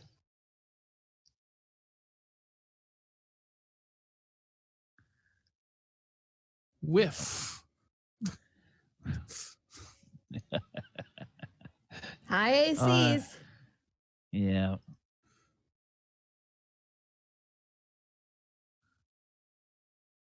Will a 22 hit? That one hits dead on. Okay. Slips it past my shield.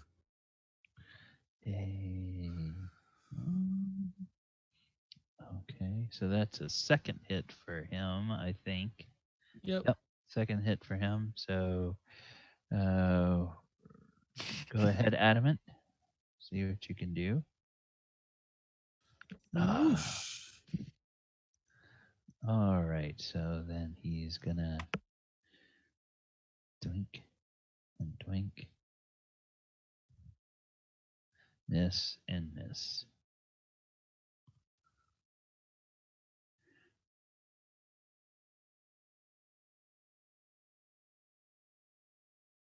And Pete, you're up whenever you're ready. Yep, just son of a biscuit. Oof. Okay. Boink and boink. Yeah.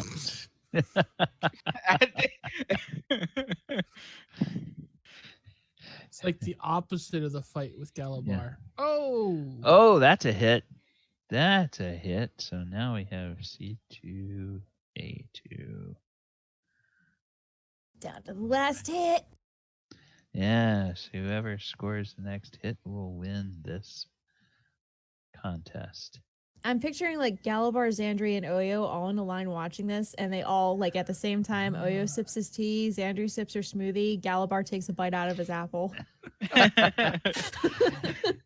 And he gets close, but he misses with both of he's his. gonna block that second hit with his shield and swing, come from under the shield and miss. Oh, miss. Oh, goodness.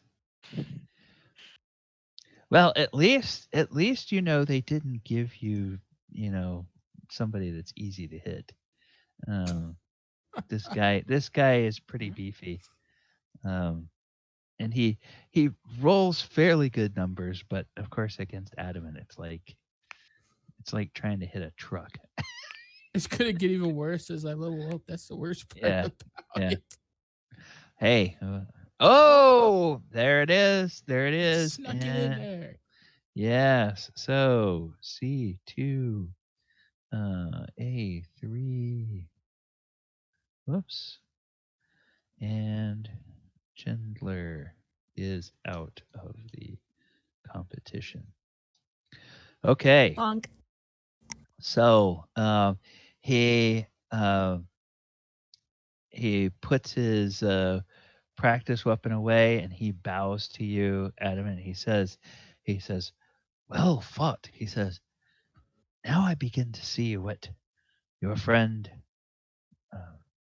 Galibar said about you being such a difficult foe to strike. Your companions are indeed fortunate to have you with them. It's very impressive." You're impressive yourself.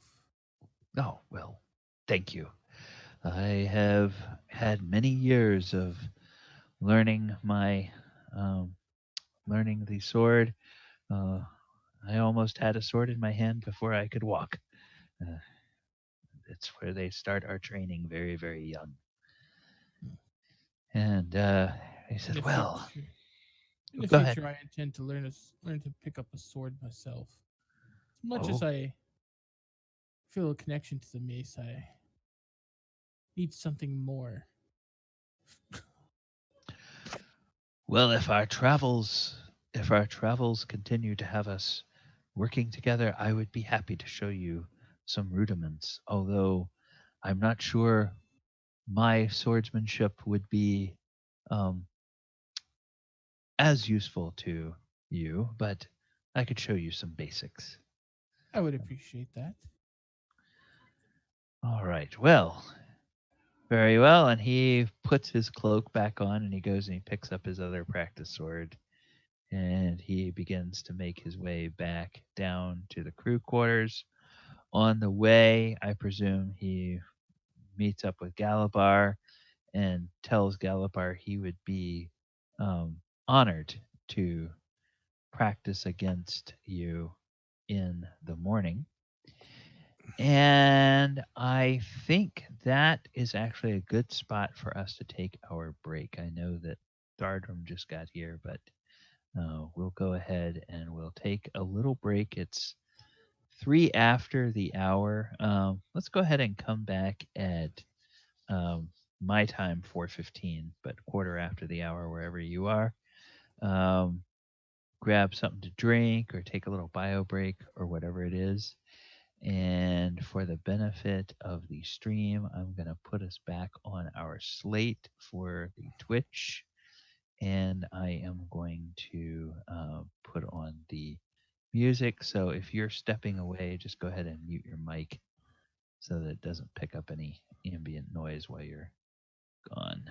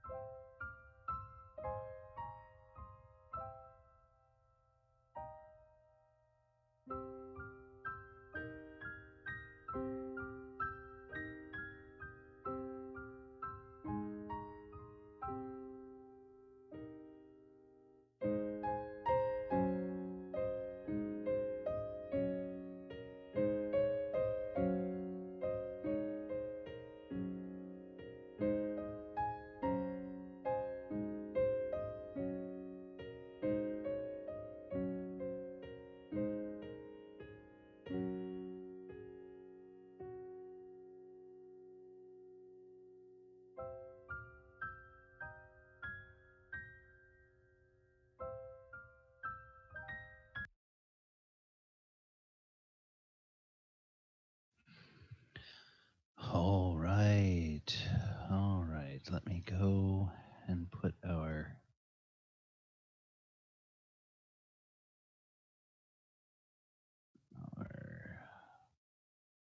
settings back on our ship. Everyone have a good break. It was okay. So, all right. Do anything fun on your break? Travel anywhere? I Visit didn't any even get national- up. Yeah, I didn't get up either. I got Okay. a cookie. I'm about to open a can, so I'm going to mute my mic for a moment. Crack. Yes, thank you for that sound effect. All right. So, a couple of points of order for that that sparring session that we had, and this will hold true going forward for the rest of the voyage. In a sparring session like that, if you use any of your class abilities, keep track of them during that session, but then treat it like you haven't used it for the day. So I think Oyohusa used a couple of his flurry of blows. So if you marked those off as having used them for the day, erase that and treat it like you haven't used it at all Alrighty. for the day yet. And for another thing, I know that we were only going with, and Gaunty, thank you for the clarification. We were only going with the hits and not doing any subdual damage, but you can treat it like you have had a short rest after that sparring match. So the day continues to go along for a little bit. And there is, I forgot one other thing.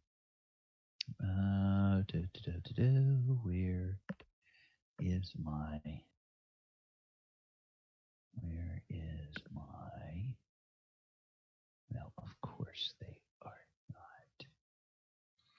Of course they aren't.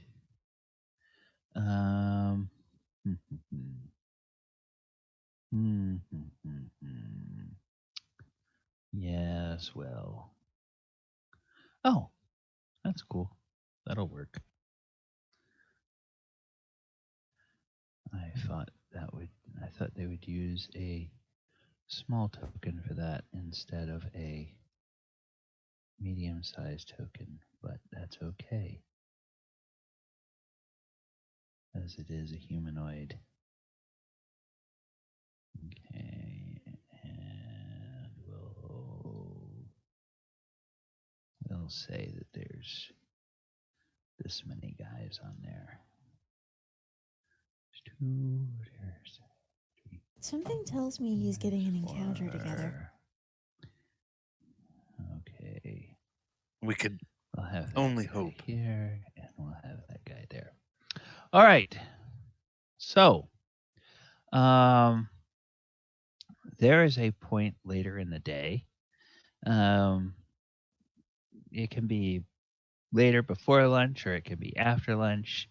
But there's a point later in the day when it finds all 5 of you and Chandler up on the deck, along with several of the crew members. Crew members are going about doing their normal thing, and I am going to recenter that since. Okay. Recenter the view there. And then on the player view, I'm going to make that about 70. Yeah, maybe I'll make it a little bit smaller, 60%. Okay.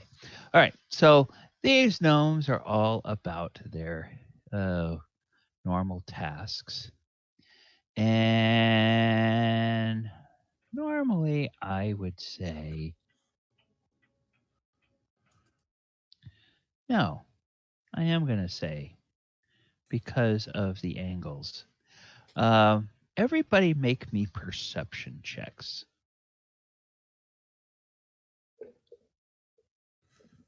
Perception check. Oh, I finally rolled good on perception. Oh, wow. Okay. Why did you go to history? I clicked on perception. Well, I got a 14, but thank God I can always never roll lower than my passive. Well, the Same. the reason that you need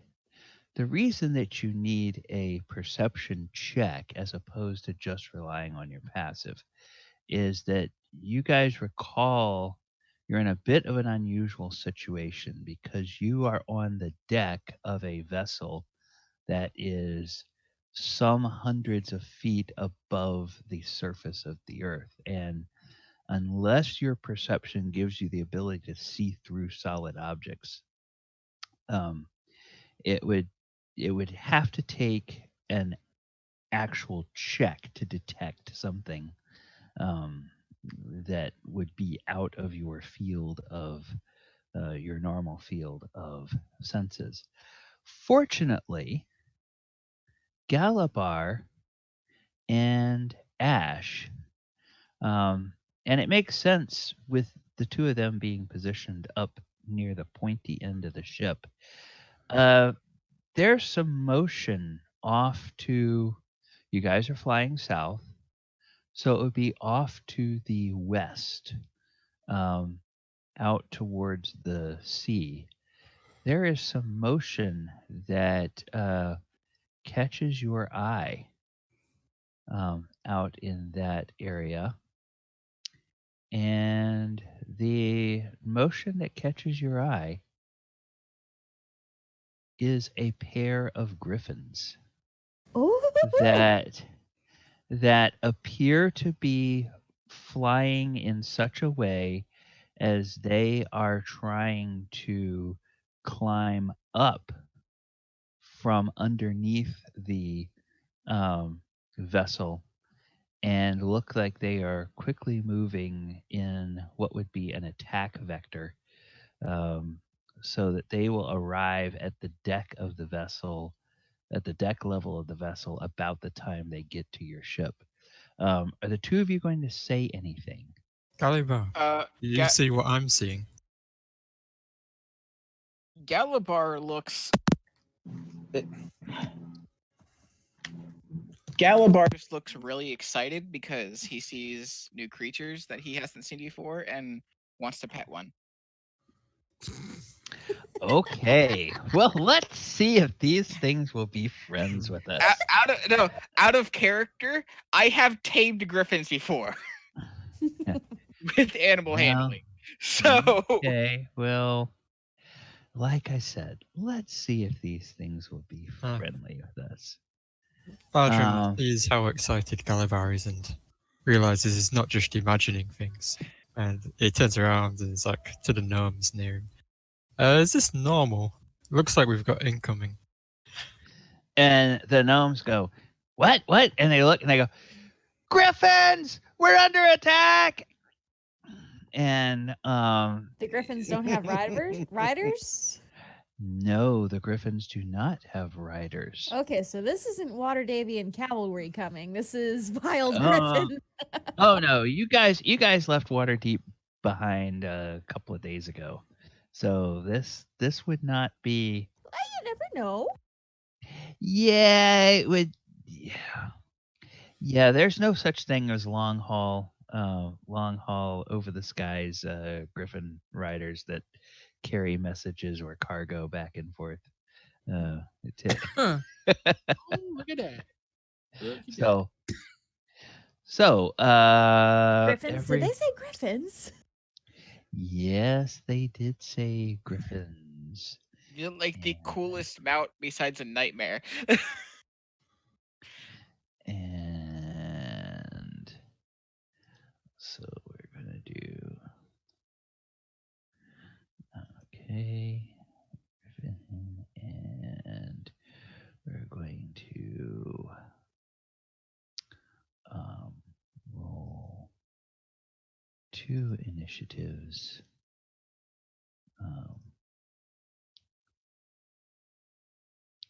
Okay, so we have a. Oh, I need to add a turn. Add a turn. So this one gets 10, 15. This one gets. Come on. Damn it. 2015. All right, now who are we missing? We've got. Oh. This guy. He needs to roll initiative. And we'll go ahead and do that. Thardram with another natural 20. And he's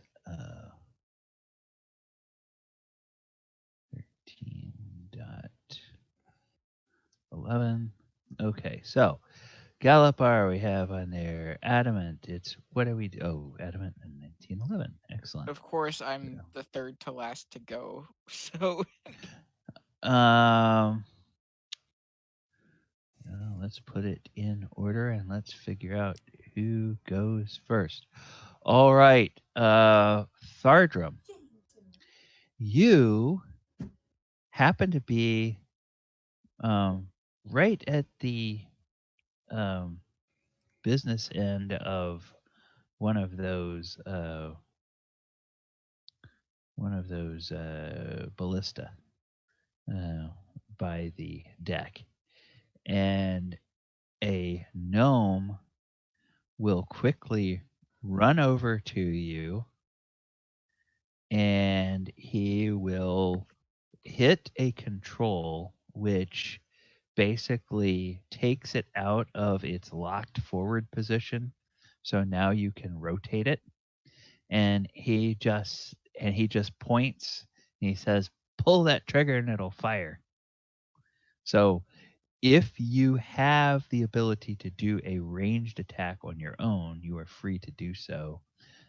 If you don't have the ability to do a ranged attack, he's basically making it possible for you to do that. And the Griffins are both approximately 60 feet away from you at this point. 1 second. Would they be using my dexterity to make a ranged attack? You would be. Oops. Didn't mean to click that. My bad. I want to see what the spells do. Okay.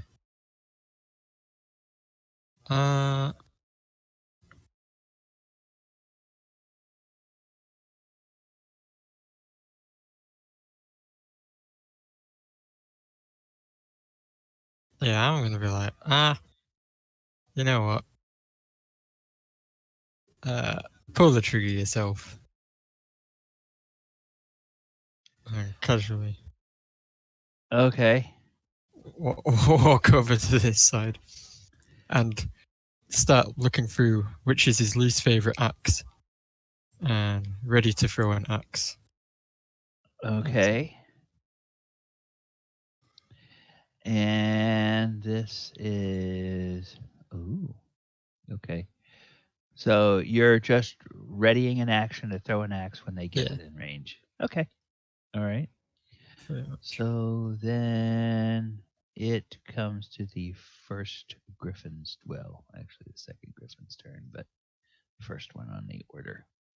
And they get to move 80 feet by flying. So let's see, where can he get to with 80 feet? Pretty much anywhere he wants to go. Who looks particularly delicious? Oh, I know. Not the gnomes. Oh no. This little gnome looks like a Oh, no. tasty morsel. So he's just going to go. Oh no. Yeah, he's just going to go. Boom, boom, boom, boom, boom, boom, boom, boom, boom. So I'm gonna throw my axe at him Okay. as soon as he enters range. Okay. Yeah. So wherever he would be, wherever he would be, what's the range? It's 20 foot. Okay, so he would be about there, I think, or maybe there when you have 20 feet.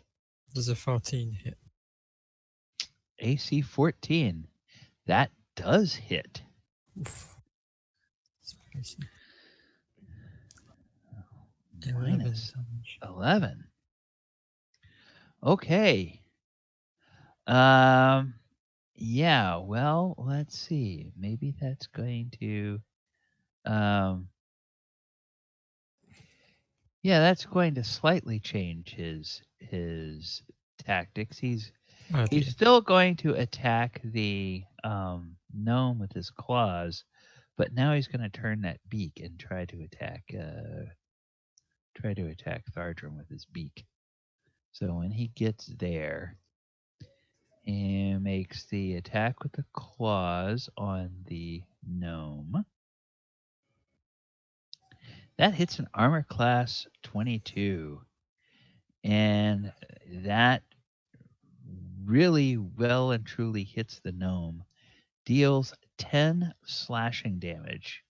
Okay, you see just an arterial spray of blood just scatter across the deck. And one of the talons of this thing just punctures all the way through this gnome's shoulder. And he just kind of grabs this gnome and starts to pick him up. And the gnome is just, he gives one cry and just sort of goes completely limp. Oh no. And so we're going to say that. And we have an NPC that will be starting death saves next. Well, no, he's not even part of combat. So we'll see how long the combat takes, whether death saves would have made any difference or not. And then he's going to attack with his beak. He's going to attack Thardram. And that hits AC 20. Will that hit Thardram? Yeah. Okay. It hits you for 5 points of damage. And man, this thing has horribly bad breath. And it just rips into you with that vicious hooked beak that it has, and it squawks at you very angrily. You almost got between it and its meal. I'm going to squawk back really angrily as well. Okay. Okay. Well, we'll see. You might have a squawk off here before long. All I can hear is just Adamant, you are up, sir. Okie dokie. Well,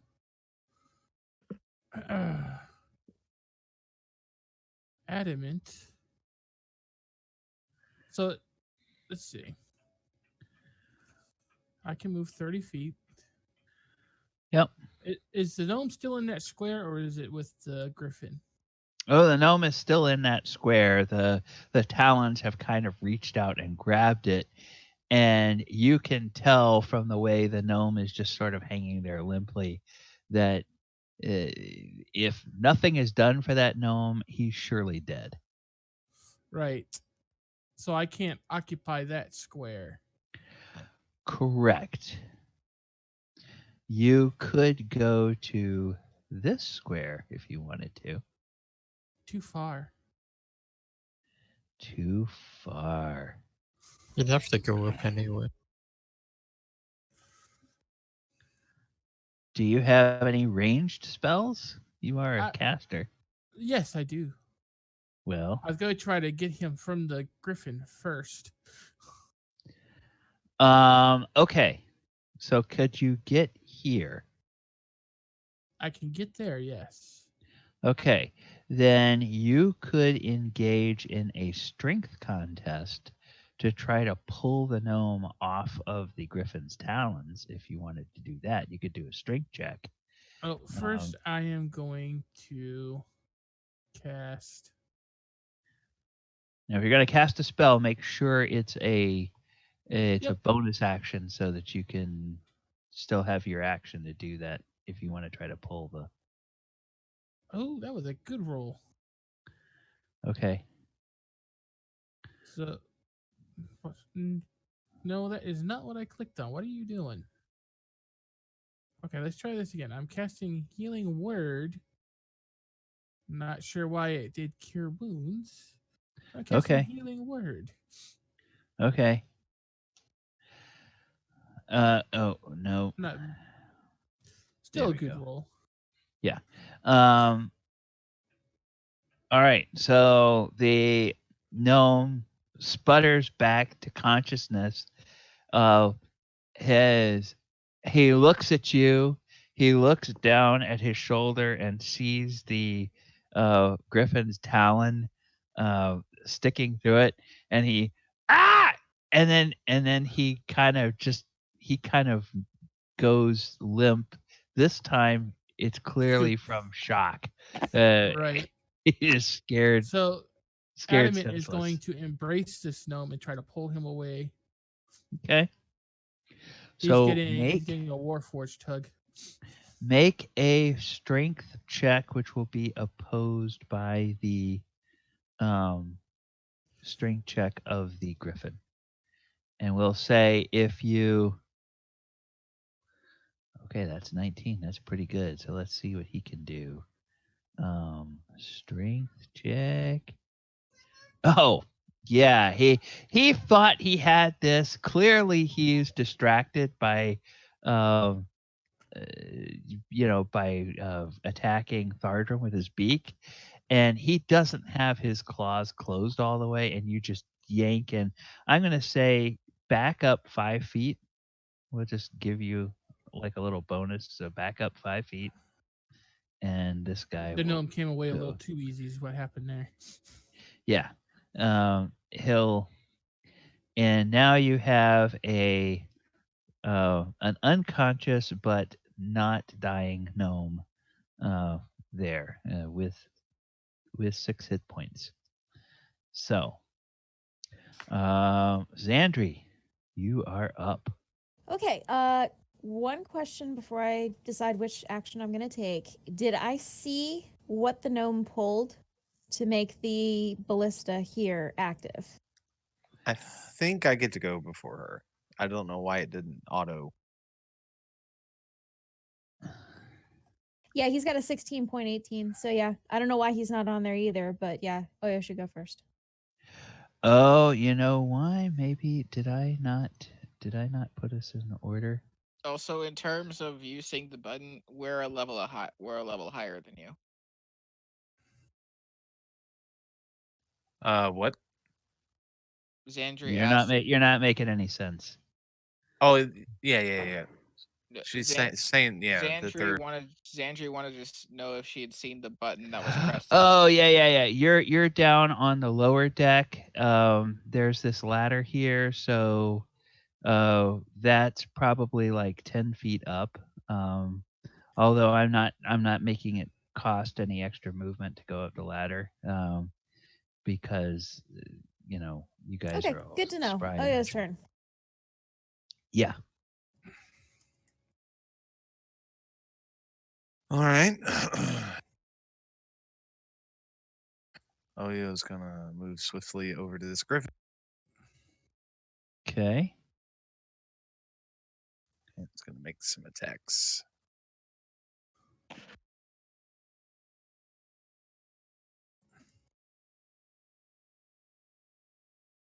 $21 will hit. And For then 10 I will. points of damage. Let's- Whoops.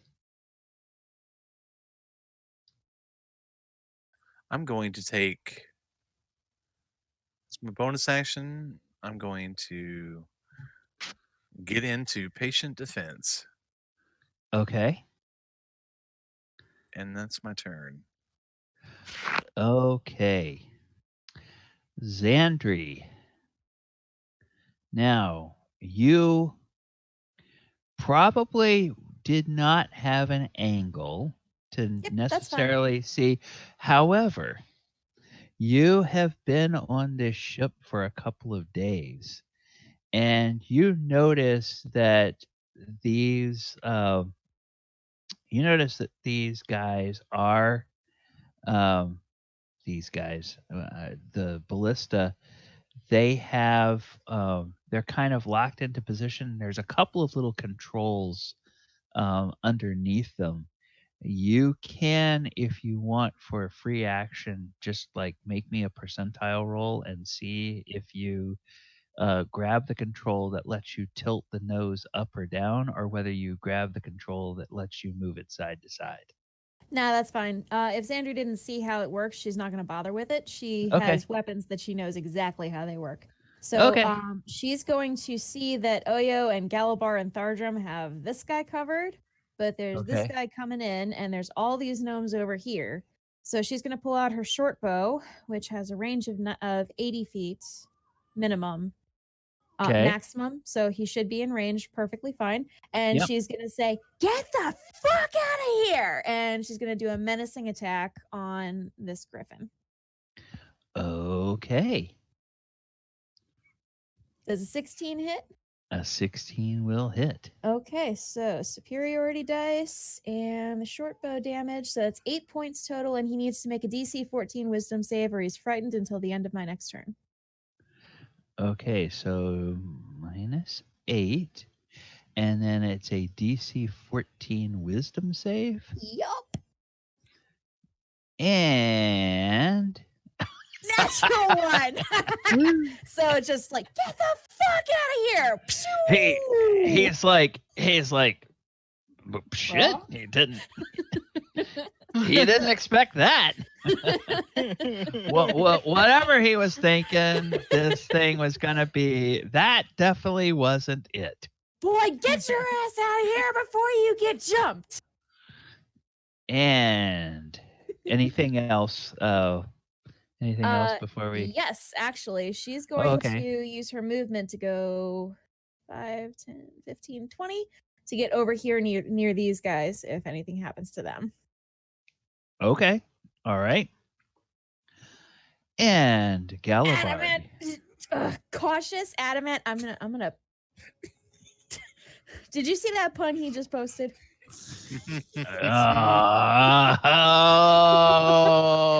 No inspiration for Adamant. Yeah, Adamant, if you had inspiration, I'm considering taking it away from you. No. I wouldn't do that to your teammates, but just be warned. Okay. Since it's Galibar's turn now, Galibar is going to say, "Just knock it out. Don't kill it." And he is going to bonus attack. Is going to swing his. He's gonna try to do subdue damage, and knock it with like the broadside of his greatsword. Once he gets like up here. Well, I mean, even if he falls unconscious, it's gonna fall off the edge of the ship. Yeah, if it looks like it's gonna fall, he'll try to grab it. But okay. I doubt he's going to actually kill it with this hit. 16 will hit, dealing 12 points of damage. And yes, that's subdual, but it counts towards the total. And with that hit, he is bloodied, or it is bloodied. He'll say, if it starts falling to Adamant. Well, is Adamant up here? Adamant's up here. Yeah, he's back here with the gnome. He is on gnome revival duty right now. Okay. Okay, so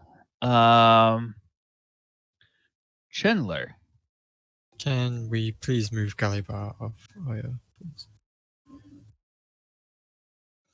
Huh? They're right next to each other. They're not on the same space as far as I can tell. Do they look like they're on the same space to you? They're literally on top of maybe my row 20 is lagging. Yeah. They look side by side to me. Yeah, they look side by side to me.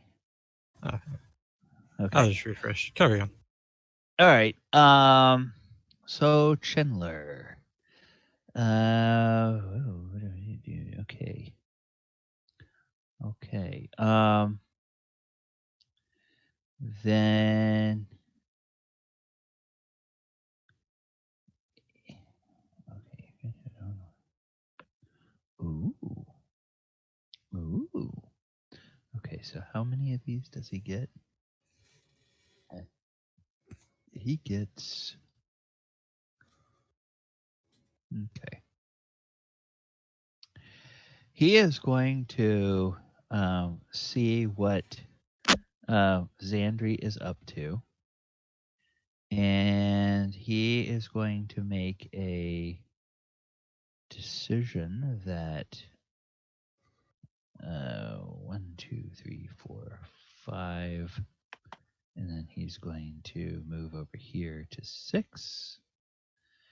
And then he has a range on his long range weapon. Yes. As he's running over there, he's pulling out a heavy crossbow. This is a big crossbow. No, actually, he doesn't do that. What am I saying? He knows about these kinds of vessels. He runs over here. He reaches down, grabs a couple of controls, and he will aim that ballista at that one out there, and he will pull the trigger.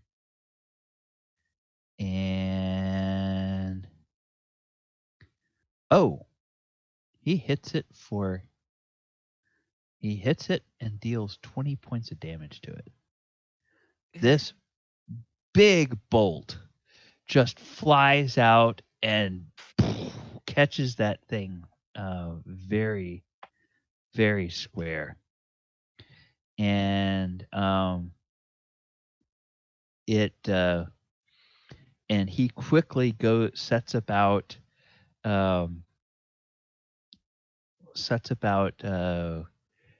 going to reload it, and then he needs to make one more check here to find out where. I know you are.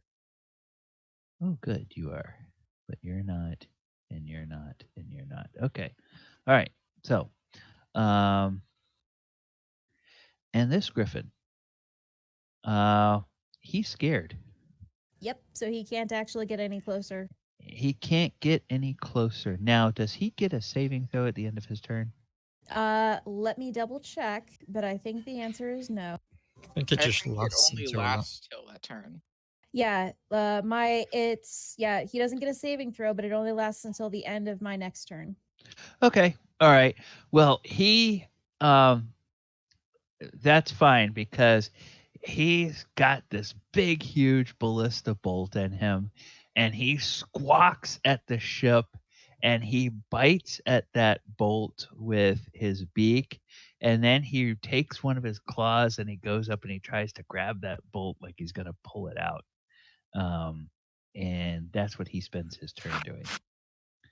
Thardram, we are back to you, sir. Thardram. Galibar's just looking at you with like a little bit of like, please. You do know if we knock it out, it will plummet to its death, right? Yeah, next turn he's going to. I have a plan. Okay. Anyway, Thardram's going to be like, Well, these are wild griffins. Unless they're trained attack griffins that are fighting to the death, they're probably going to run away once we hurt them and scare them a bit. So I think he's probably scared enough. So I'm just going to try and shout at him and make myself appear big. Do some more squawking. You're a dwarf. You're only I'm slightly fairly tall. Attitude is everything. Okay, so are you? Wave another axe. I don't want to throw away another axe as well. That's just sad. Are you going to expend any kind of spell slots? Or are you going to? No, I'm just trying to. Would Okay. intimidating be an action? Yeah, you could spend That's your all. action to intimidate. Yeah, okay. I'm just gonna try and do that. Fuck off. Leave the phones alone. Oh man. Let's see. What's his? There's Shoe. no hope for you. Shoe That's- pigeon. Oh god. Yeah. Let's just see if he can resist that at all. Nope, he can't. So Dang it. well, it's his turn. So he is kind of confused and he withdraws. He withdraws. Opportunity attack, 5. Galibar. Yeah, Galibar and Oyohusa, you guys can can go. I- And actually Thardram. Can I turn Opportunity that attack. into a grapple? You can't grapple with opportunity You want attack. to grapple the griffin. Yeah, you can't. Mm. And Chris, you and I are going to have a conversation because somebody has led you astray about the way taming creatures works, especially wild creatures. But we'll save that for another time. No, I had plans for it to last for not right away. Just I was planning on knocking it out and dragging it under the thing and just casually, like, over time, getting it to trust me. But Yeah, okay. That would work with maybe a hatchling or a chick, but not a full-grown member of a mated pair. Okay. That's on the hunt. That it doesn't work that way. Oyo, are you going to try to make any opportunity attacks as this thing? It Galibar got a natural 20. It doesn't Oh, matter. Did I not post it? Oh, okay. I think I missed. No, Oyo, you did hit. I'm sorry, I didn't see. So what was your damage from that, Oyo? 11. So minus 11. And then yeah, Galibar, as you clobber this thing, it just sort of the light kind of goes out of its eyes and its wings sort of fold up. How do you slay it? I presume you're going for a killing blow now instead of a subdual blow. He wasn't trying to crit. No, that's fine. He as it's flying away, he was I guess he hits the shoulder and it just, I guess, hits too hard and Okay, it shears a wing off at the shoulder, and the wing sort of tumbles and flutters down in the way like a. Can I cast levitate on the leaf. wing? If it's within range, you can try. Range of 60 feet. Let's see. Yeah, I think it is. Yeah. So, Can I try to cast levitate on the wing? You sure can. Awesome. So yeah, the rest of it just sort of spirals down and splashes into the ocean. And when that happens, this other griffin over here, it just goes into a dive, squawking furiously after its mate. Poor thing. Almost feel Okay. Galibar kind of just looks dead inside now. So do I need to with the new system for Zandri's drow spells, do I need to call high or low for this? It's an object, so does it get a save? No, it doesn't get a save. So yeah, just go ahead and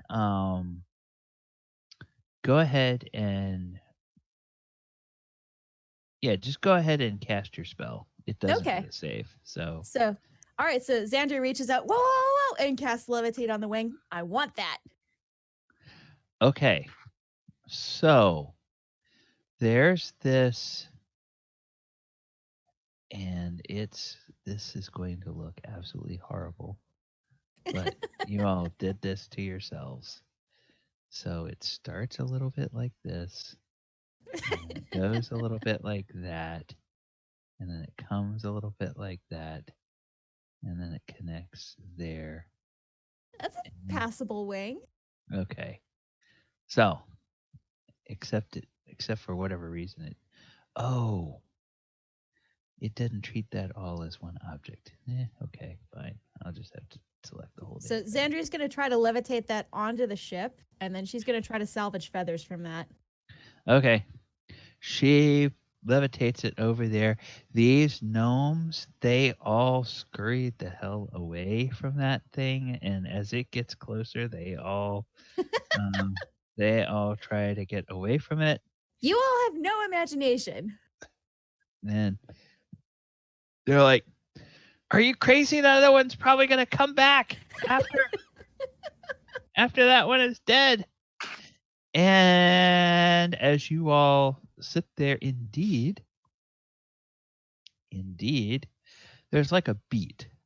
So an entire couple of rounds pass, and then there is this, those of you who are standing at the edge can see that this thing, which has gone way down almost near, or has followed the corpse of the other one all the way down to the water, Poor thing. which then probably means it's sort of falling behind. It now comes flying up, and it's going to take maybe another 2 or 3 rounds, but it is flying at your ship. Clearly, it's faster than the ship is, and it's going to try to attack at the stern. It probably has no idea that Zandri is there at the stern. It's just after the ship because Zandri's gonna get her bow out and ready in action. As soon as that's within range of 120 feet, so she can shoot without disadvantage, she's gonna shoot that little motherfucker. Okay, and Adamant is as spell. Okay, as you do, the Chandler,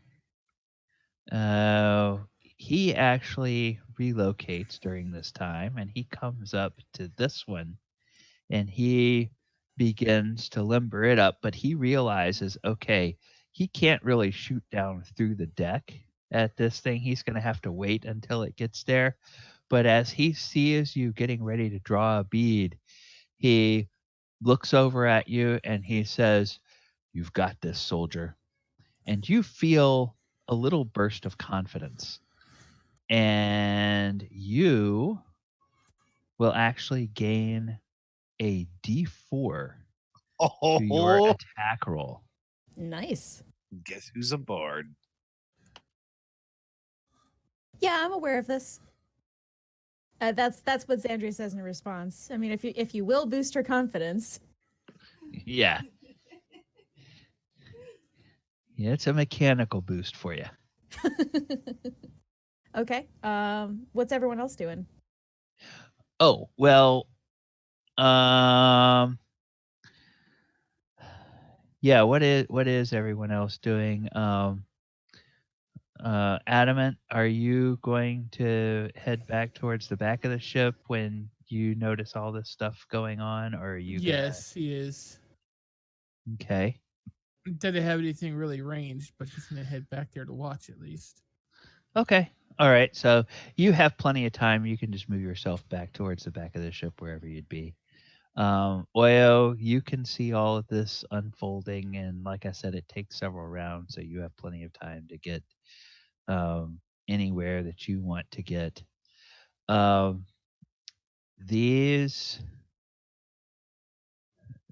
There's 4 gnomes. They deploy themselves at these 2 waste guns, and they start trying to get those turned around, but obviously the way the angle that this thing is coming at, they really don't have a shot on it. And Galibar, you'll have a couple of rounds, and Thardram, you'll also have a couple of rounds. I'm just going to hold it here on Zandri, since she will probably be the first one to attack, unless one of you wants to. Well, and I'm holding. This is the scale. Yeah, this is not the scale. So you're waiting until it gets within 120 feet of you. Yeah, that's just me holding my action. Yeah, which would be clearly off of the map here. So I'm just putting it where it's close enough that you guys can see it. Yeah, okay. Let me know when I can go, and I'll go. Okay. I just want to make sure that anybody else doesn't have like a longer range spell they were going to do before it got that close. Galibar just sits down. Okay. And just looks very upset. Poor Marshmallow. He puts the greatsword on the ground next to him and just like looks very sad. And what will actually clearly make Galibar a lot happier is these 2 gnomes just cannonball into Galibar, give him this huge hug. You saved us! You saved us! You saved us! Galibar still looks sad. Aww. That's probably the first time Zandri would have ever seen him harm a animal. Yeah, she'll give him a hug later. Poor boy. Okay, and Thardram, we were about to lose him in the excitement. What was Thardram going to do? Thardram's just sat there with Galibar like, what the fuck are you doing? Why did you go and do that? We scared them away. You know, there's 2 of them. They're attacking something bigger than them. They've probably got babies back home. Now one of them's dead. Good job, dude.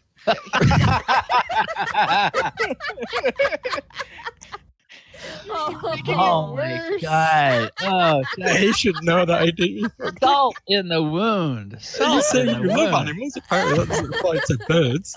That's why he was saying not to kill it. He didn't mean to kill it. This is the point where after we kill the kill second it one, so I can chop off its wings. Yeah. After we kill the second one, this is the point where we land and go looking for the griffin nest so we can save the babies. Oh gosh. Okay, so Zandri. Zandri, you may take your shot. And remember, you have a D4 if you need it. Right. Yeah, I need it. Yep. Ow. An 8. That's gonna miss. Zandri goes to shoot, and then she hears Galibar behind her, and she turns around. She goes, "Oh, big guy!" And her hand slips. Oh, Gally. Okay, so Galibar Gally, I'm sorry. Is and Chandler just kind of looks over at Zandri, shakes his head, looks over at Galibar, and just, it's almost like, okay, I'm going to have to find out what that guy's deal is later. Zandri is now yelling across the ship at Thardram, "Hey, leave him alone. He's upset enough." And then Chandler is going to let fly with another shot from the ballista as soon as that thing gets to within range. It's almost point blank range. And that's going to be a hit, and that deals 18 points of damage. Damn. And, well, hey, they're 3d10 damage. These guys don't mess around. So the Griffin is now bloodied, but it is in a murderous rage, and it comes straight at Schindler because he's the one boy. that just hit it, and he unleashes a full beak and claw attack at Schindler. Oh, I can't do protection. It has to be Chandler within 5 feet of me, not the Griffin. Yeah. So I would have tried, buddy. Yeah. That's a miss with the claws and a miss with the beak. Thardram, your diplomat is getting attacked by a Griffin back there. Whoa, you want to do anything about it? No, I'm like, right. And not only that, you chopped off its wing. My axe was inside that Griffin. Now I've lost an axe. You owe me an axe. I'm just going to take the dodge action and roll it. Okay. Roll I it. was Roll about a to hit say. dice. Okay, Adamant, So you are up. I seem to be shouting at this guy and getting healthier again. So. Adamant is going to try to. Could I do some dual damage with inflict wounds? What do you think, DM? No. No. Where the way I have always ruled it, and the way it's always been ruled in games that I've played, and I don't really care what Wizard says about it. If you have a magic spell that deals damage, you really can't determine that magical damage is going to be subdual. It's like if it's fire damage, it's always fire damage. There's no way of making it not fire damage. And if it's inflicting wounds, technically that's probably necrotic damage, and there's no way that necrotic can be subdual. It's lethal damage. So if you want to do physical damage, you have to do essentially a physical attack to deal subdual damage. And you can do things like even with a bow and arrow, you could like put a blunted end on an arrow or have several arrows that have blunted ends and just fire one of those and it would be subdual instead of lethal. Okay. So there's ways of doing that. Is this thing still in the air or has it landed to go after Schindler? We'll say it's like maybe 6 or 7 feet in the air, but it's over the deck. So if it fell and collapsed, it would fall on the deck. Okie dokie. Well, then what Adamant is going to do is Adamant is going to try to climb onto the Griffin. Oh. Well, sir, that's going to be a grapple. Which for you as the grappler is a strength test, and then it gets to choose the better of its strength. Oh, son of a bitch. Okay, well, let's see. It can technically tie you, but it doesn't. It shakes you off. Oh no. And now you've given it another possible target to look at. But that's not going to be for a bit because Oyohusa is now up. Sir, what would you like to do? Is it on the deck or is it? It's like head height. Okay. Yeah. So I mean, it's within reach. All right, I'm gonna run up and get my Whap point it. across. Okay.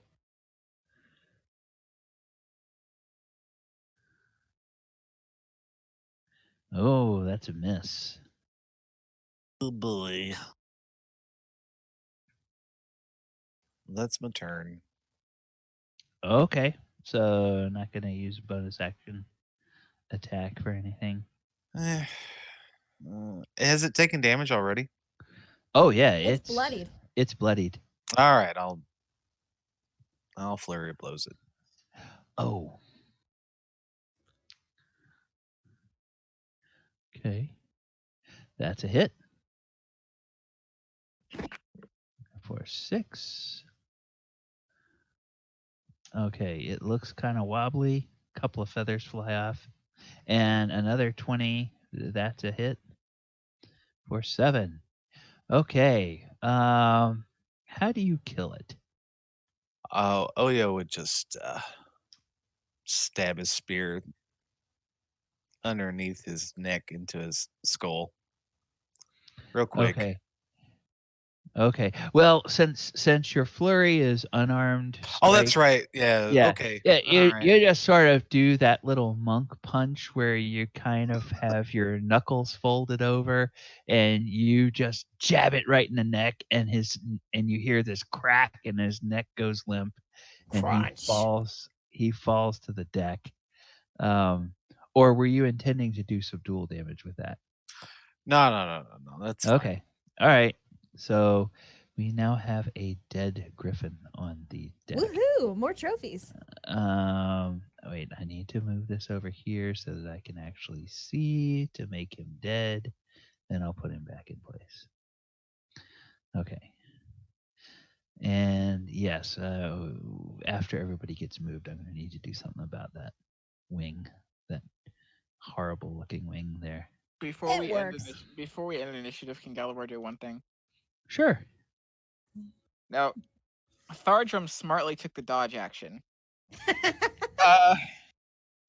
Galibar just his face, since he's getting yelled at when he's already upset, Galibar goes into like a sad rage.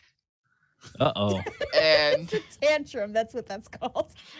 And it's going to be a disadvantage because of the dodge action. But okay. Galibar tries to throw a Galibar knuckle sandwich at Thardram. Okay.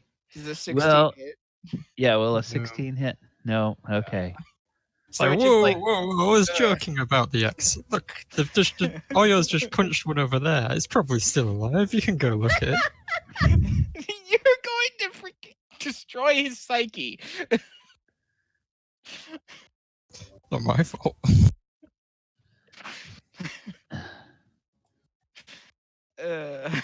After he misses, he just looks sad again. Thardram will walk over and see that the griffin is dead and be like, "Oh shit! Why did you have to kill this guy?" And then he casts his fog cloud on the griffin so no one can see that it's dead. Hey! I was working over here. Zandri was trying to get some like claws and feathers and maybe the pelt. Who made this cloud?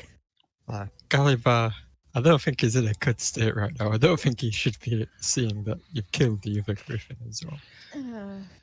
And with a realization that there is something that needs to be done, a veritable army of gnomes shows up, and they say, Lady Zandri, what do you need off of this thing? We can dress it real quickly. And if you don't tell the half orc, the captain is really fond of game meat, so we'll just take some of that for the captain's meals. Right. Okay. Feathers, as many feathers as you can get. Claws, maybe the beak. I don't need all of it, but the okay. feathers I would particularly like. Feathers, claws, beak. Got it. All right. We're on it. I would particularly like the softer, finer feathers on his crest, if you will. Oh, okay. We'll see what we can do. Yeah, DM, I sent you Zandri's first letter that she's going to send to Yeah. Syl. Mail it. Yeah, I saw. I briefly. I didn't read it all the way through, but I briefly saw that. It's like, okay, all right. She's gonna mail one of these feathers home with a letter as soon as. Can you also, in that same channel there, can you drop the particular items that you want off of this Griffin? And Sure. then I will see how successful they are after the session. I will calculate how successful they are at grabbing stuff. So yes, it's they will deal with both plucking wings or plucking feathers off of the wing itself, and then plucking feathers off of the large carcass. And it, with an army of gnomes at work, it takes very little time before there's not much more than a large blood stain on the on the deck.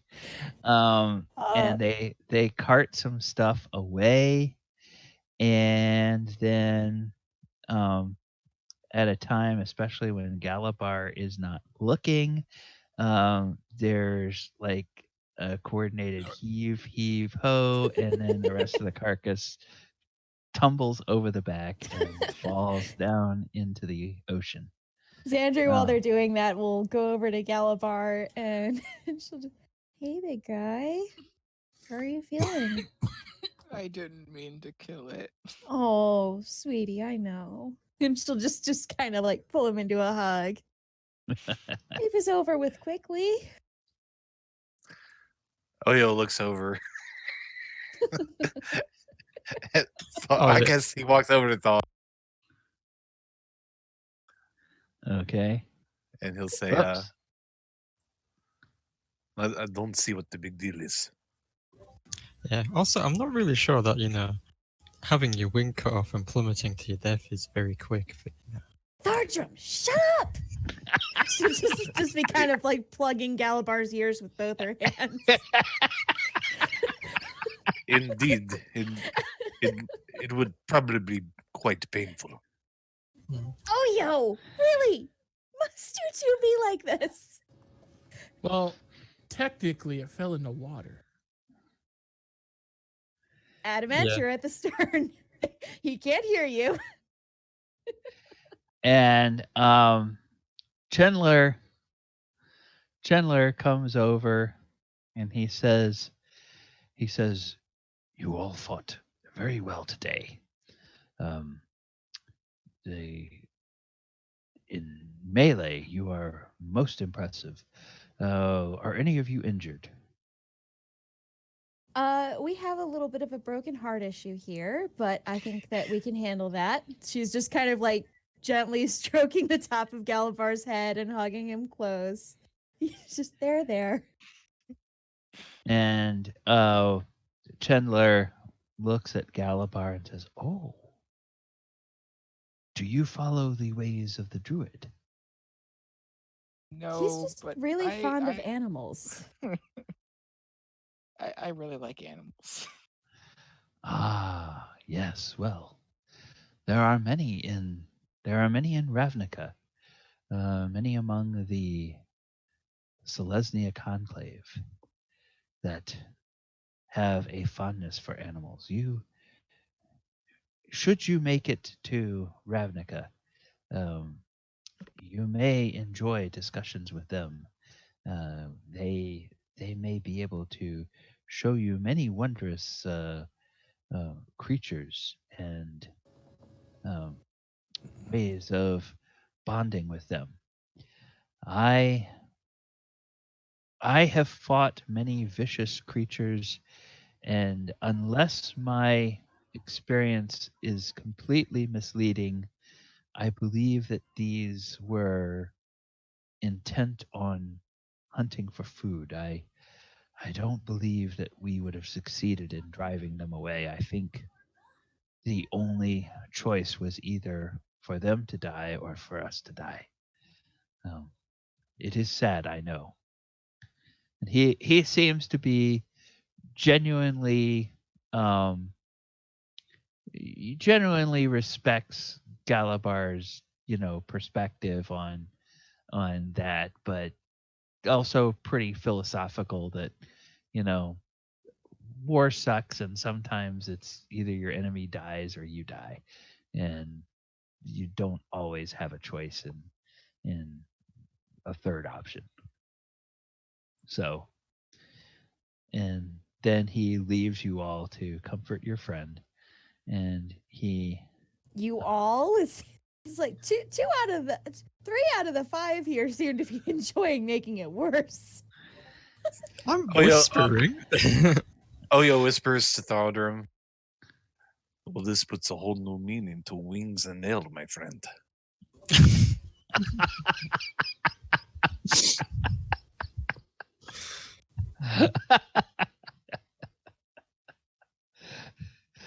Okay. Well, Adamant makes his way over. and okay, go ahead, Adamant. Whatever you want to do. Galibar, you okay?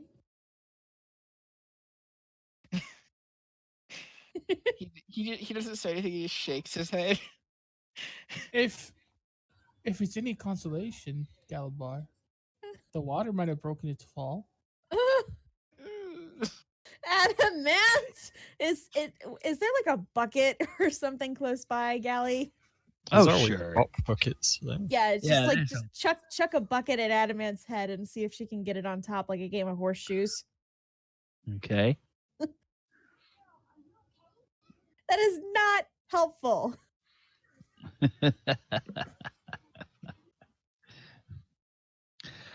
All right. Well, that combat is over, and like I said in the session notes, I will clarify how much they're able to get of those components that you guys were interested in. Do you want me to set up a practice dummy and you can punch it? He just looks at Thardram. No, you cannot punch Thardram. No. Apparently he can't. I'm going to move us back to the other map, so you guys may not be exactly where you Yeah. Close were enough. a moment ago. So then I want to grab, and somewhere during the time that the gnomes are all dealing with the carcass, Barak Clanghammer comes out of his cabin, leaning heavily on his staff, and he goes, oh dear, what's all the excitement I heard? Were we under attack? Are we okay? Is everyone safe? Do you need me to get you a drink? Do you want to drink your sorrows away? It's not healthy and it'll give you one hell of a hangover, but oh, come on, Gally. It was just a griffin. Possibly the wrong thing to say, but Galibar just gets up and slowly makes his way back to his room. Oh, jeez. There was an incident. We got attacked by griffins, and Galibar accidentally killed one. Yeah. Which seemed like the main goal when he swung his sword at it as it was running away. But he's very upset by the set of events. We've never fought griffins before, but accidentally. Oh.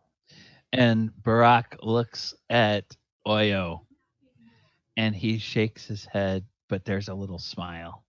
He hears what you said, and he says, griffins are fierce, especially if they are a mated pair. They would not attack unless they meant blood. I think that if you succeeded in slaying them, it is probably for the best. Well, but here's the thing. Galibar, people have given him a really hard time in his life, but animals have never given him a really hard time in his life. And this just, I don't know how to say it. This would be like if he accidentally kicked a puppy, I think, for him. Well, I'm sure after a good meal tonight, he'll feel better. So long as it's vegetarian. You're dark. And Brock Clanghammer says, "Well, I think I understand, but it would be like kicking a puppy that is 15 feet long and trying to bite your foot off. Yeah, How you but do so. he doesn't see it that way. I mean, he's extraordinarily big and strong and tough. So extraordinarily big and strong and tough animals don't particularly frighten him. He thinks they're cute. It reminds me of my sister. When she was little, she used to build these things with toys and then destroy them. And then see what was happening. And then she was upset that she destroyed her toys. Very confusing young dwarfs. Galibar is big and strong, but he's like a freaking he's a big and buff bunny rabbit. he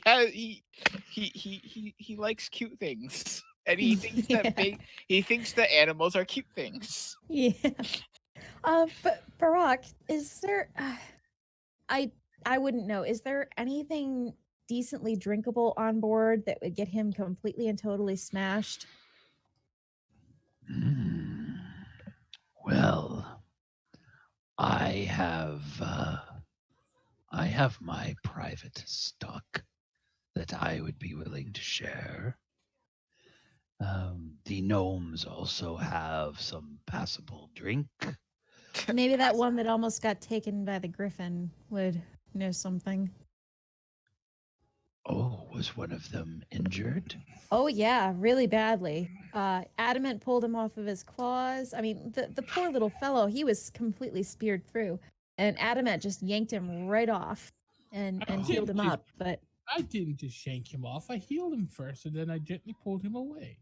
okay, so I had the order mixed up. I was trying to give you credit. The Griffin was distracted and wasn't holding as tightly.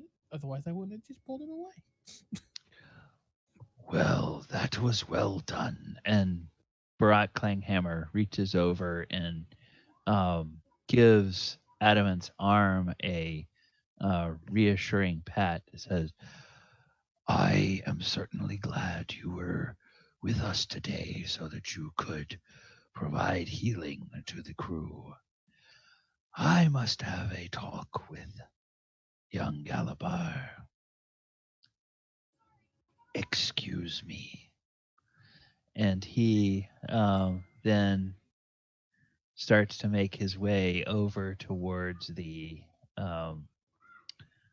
hold and heads downstairs. But Galibar, before he gets there, I was going to try to send you something in the Discord, but we'll just forego that and we will do it this way.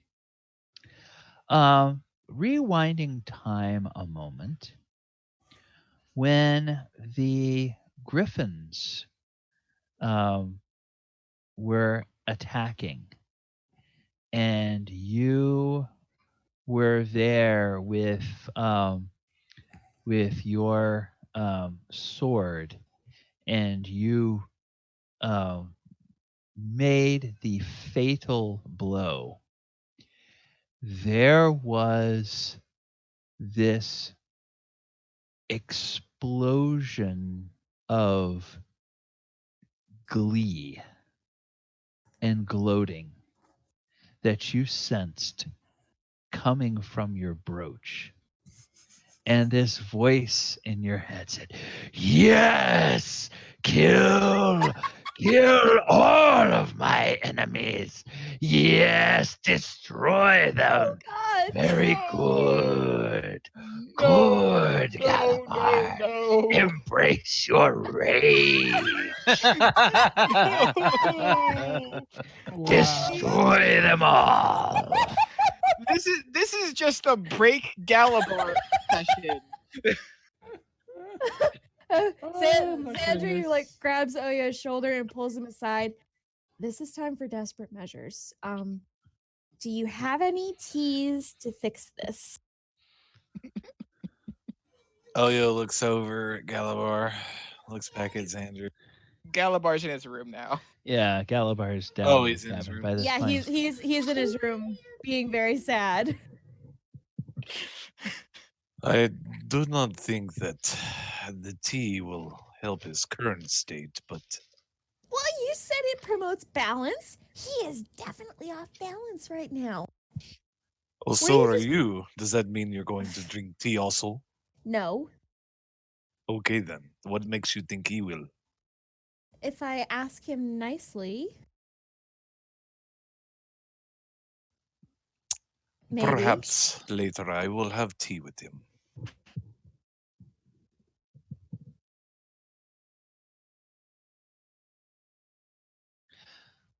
All right. Galibar, you're sitting in your cabin, and this whole time there's kind of been this current of mirth, and you could.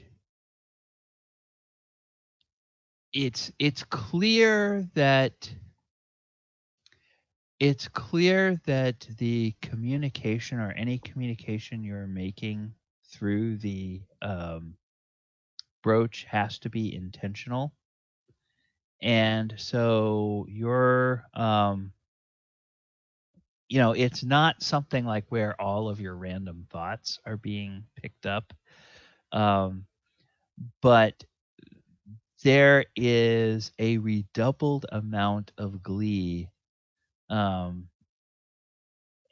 you kind of sense from the telepathic sensation that the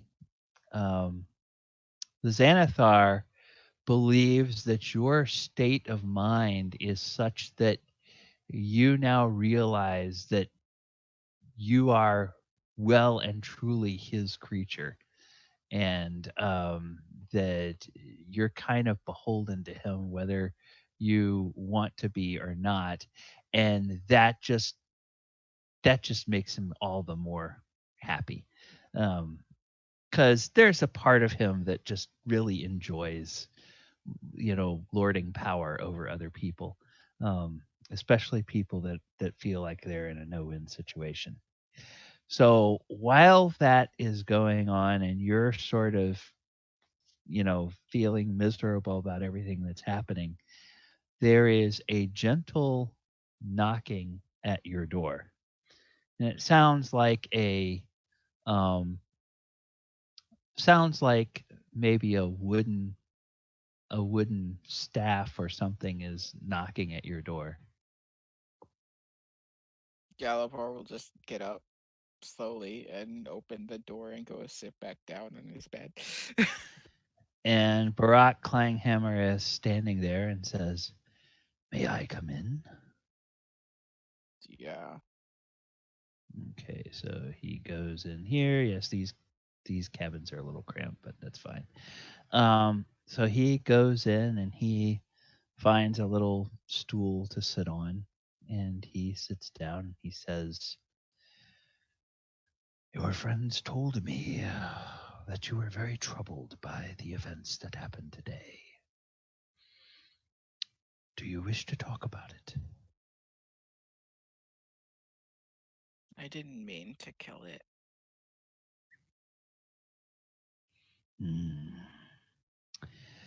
Yes, you will find that there is much in life that we do, whether we mean to or not. whether we understand what is happening at the time. Tell me, have you ever encountered a griffin before today? No. Have you heard much about griffins before today? Not really. I've seen eagles. I've talked to eagles. Well, a griffin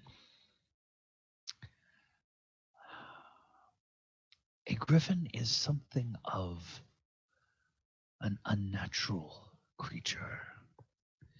They would not exist except by the meddling of powerful wizards who don't always have a creature's best interest in mind. The types of wizards that are responsible for,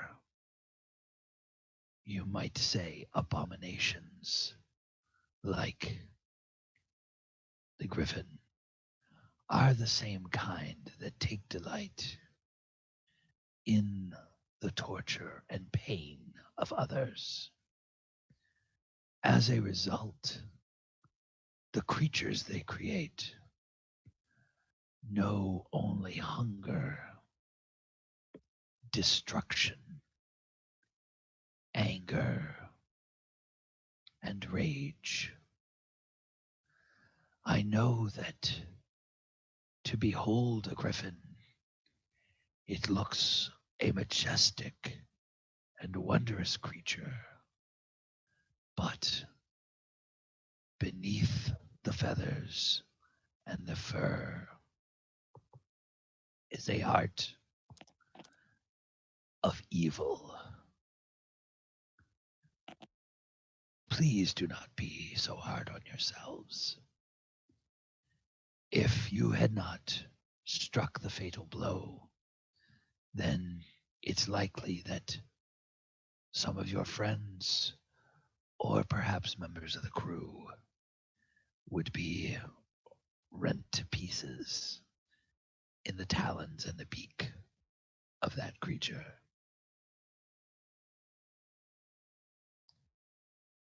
Do you understand? People say that a lot of different animals are like that, where they'll not hesitate to turn you into their next meal. My powers, well, I am a physical warrior. My real strength comes from the animal spirits that I have communed with. Primarily bear.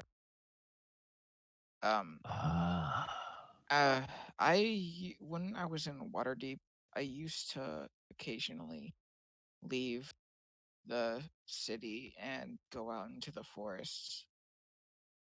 I don't have much magic, but what I do have allows me to speak with animals and allows me to see through their eyes.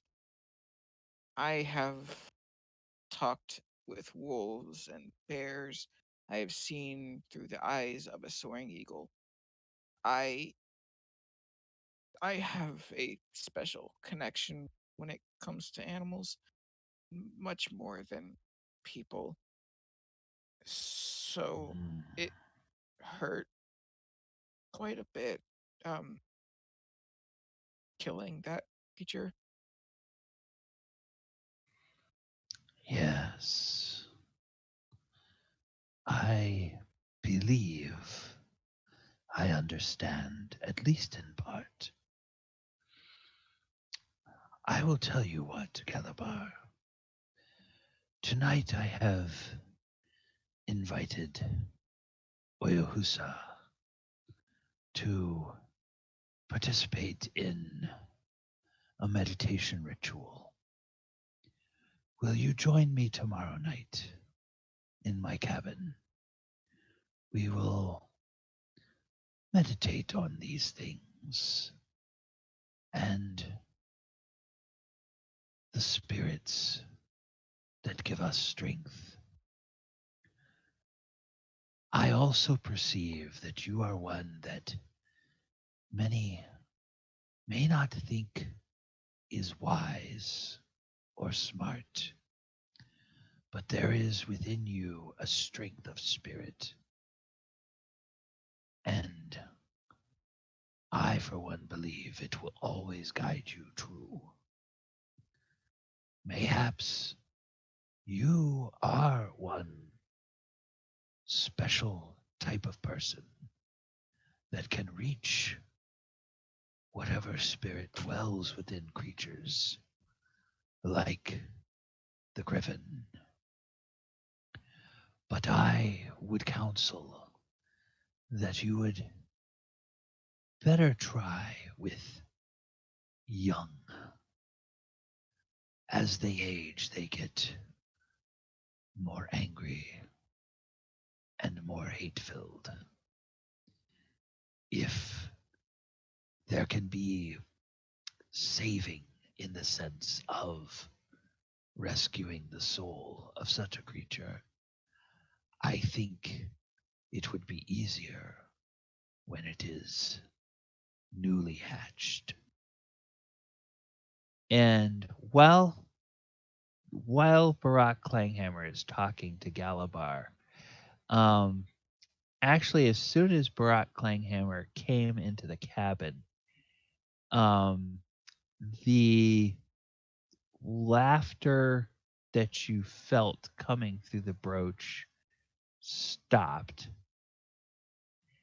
And the more he talked, the more you sense the psychic energy coming through the brooch is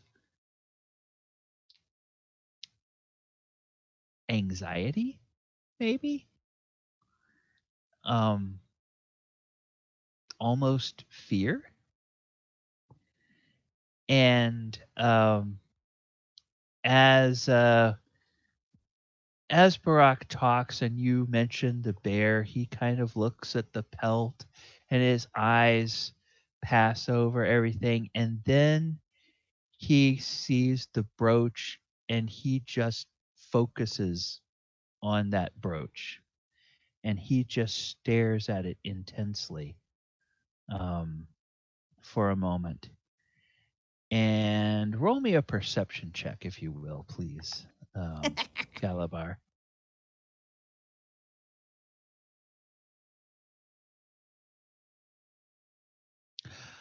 Oh, yeah. Okay. While he looks at it, you see in his eyes, you see a definite flaring up of what looks like golden flames. And then his pupils, for a couple of seconds, his pupils go to vertical slits. And he kind of almost like sneers at the brooch. And you feel an intense terror coming through, and then it just completely, all communication just completely gets severed. Yeah, that's right, bitch. And then, you know, it's almost like Barak Clanghammer doesn't realize what he's done, but then he very quickly sort of snaps out of it and he regains his composure and he says, "That's a most curious brooch, young Galibar. May I ask how you came by it. Think fast. Before I got on the airship, this man in green who rode in a carriage came up and gave me a he came over here and sorry, I'm stuttering. He walked over and opened a box and gave it to me, saying it was from my sponsor. And he put it on me, and I've been wearing it.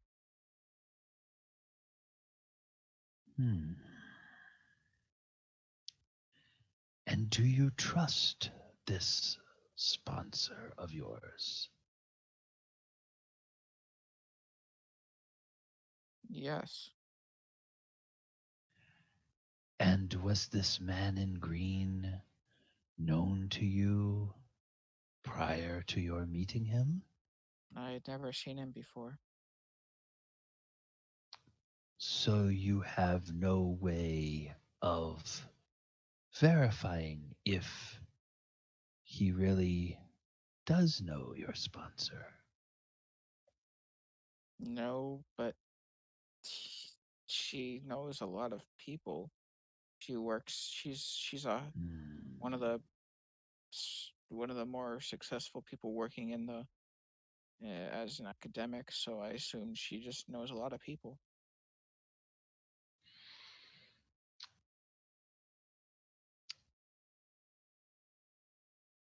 I sense a presence. I cannot say whether it's means us ill or not. But I would be cautious with that brooch if I were you. If you ever feel a need to discuss it further, I believe you know where my cabin is. For now, young Galibar, I will just ask you to rest with the thought that today, even though the task was distasteful, you likely did what was necessary. Know that you will often be faced with difficult choices. And while your heart will guide you in what is right, trust your instincts.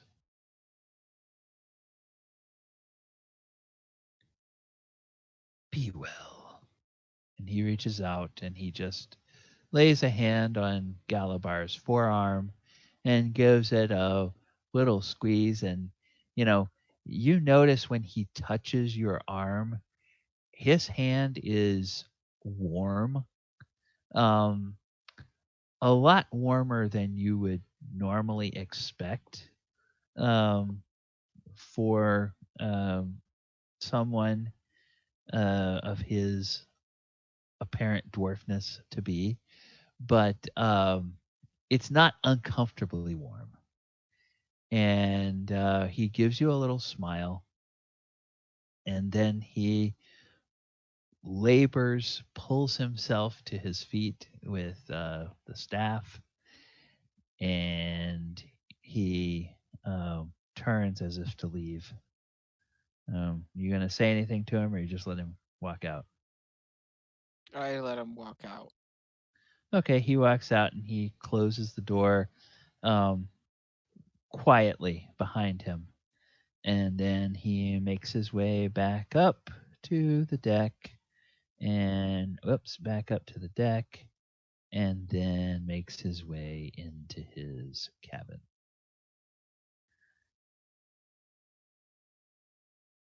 Aww. And that will be the end of that day. So that is the end of our second day. Okay, and we still have over an hour left. Good. All right. Oh no, it's not quite the end of the second day because there's something that was going to happen. Oyohusa.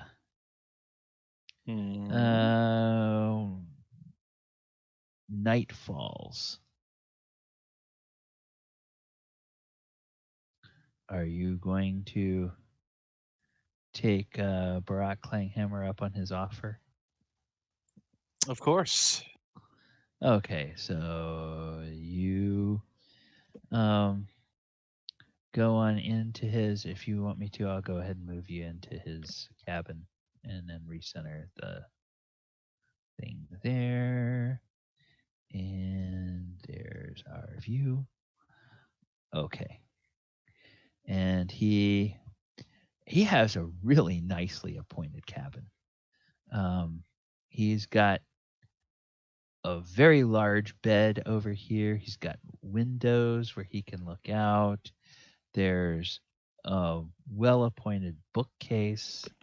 There's a couple of chests. There's a big set of big dresser over here, armoire with a couple of drawers down below, and then it goes all the way to the ceiling, and looks like it's big enough that you could hang, full set of human-sized clothes in there. Although the gnomes have several different layers of, or several different levels of hangers in there, and one door is a little bit open, and you see a couple of sets of robes. The guy pretty much looks like he has 3 or 4 sets of clothing, and they all look pretty much the same. There's like one that's a little fancier than the rest, but they're all just kind of these favors, kind of reddish, orange, yellowish, gold colored robes, finely made but not fancy and not flashy. And he sits at the table and he bids you to sit down. Good evening. And I'll take my seat. Good evening, Oyohusa. Well, it was a most interesting day today. How do you assess your companions' handling of the situation with the Griffins? I thought they did very well.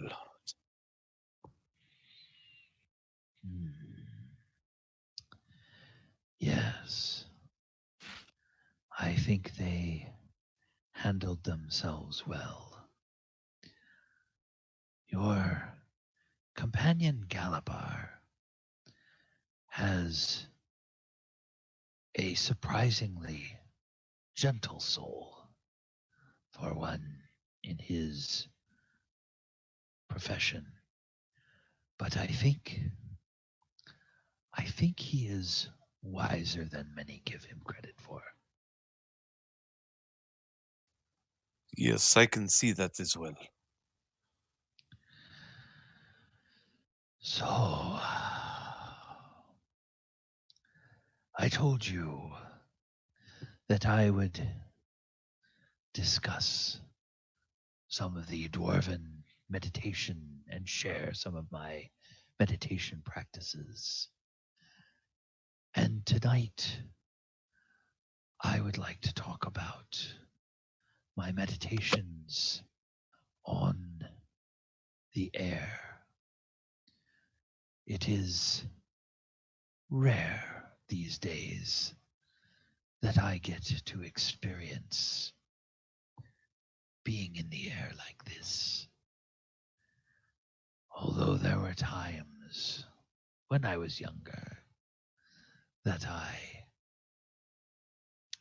had many more chances to be in the open. Tell me, when you think of drifting through the sky, what comes to mind, Oyohusa?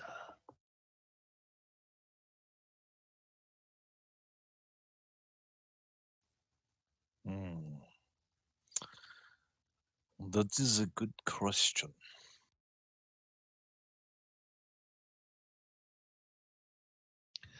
I think of how small I am compared to the rest of the world in which I am in.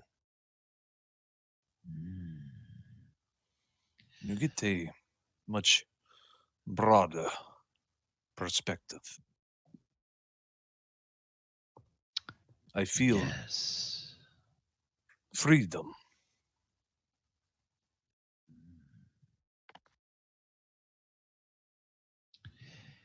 Yes. And would it surprise you if I told you that for some, the feeling of such freedom can be terrifying?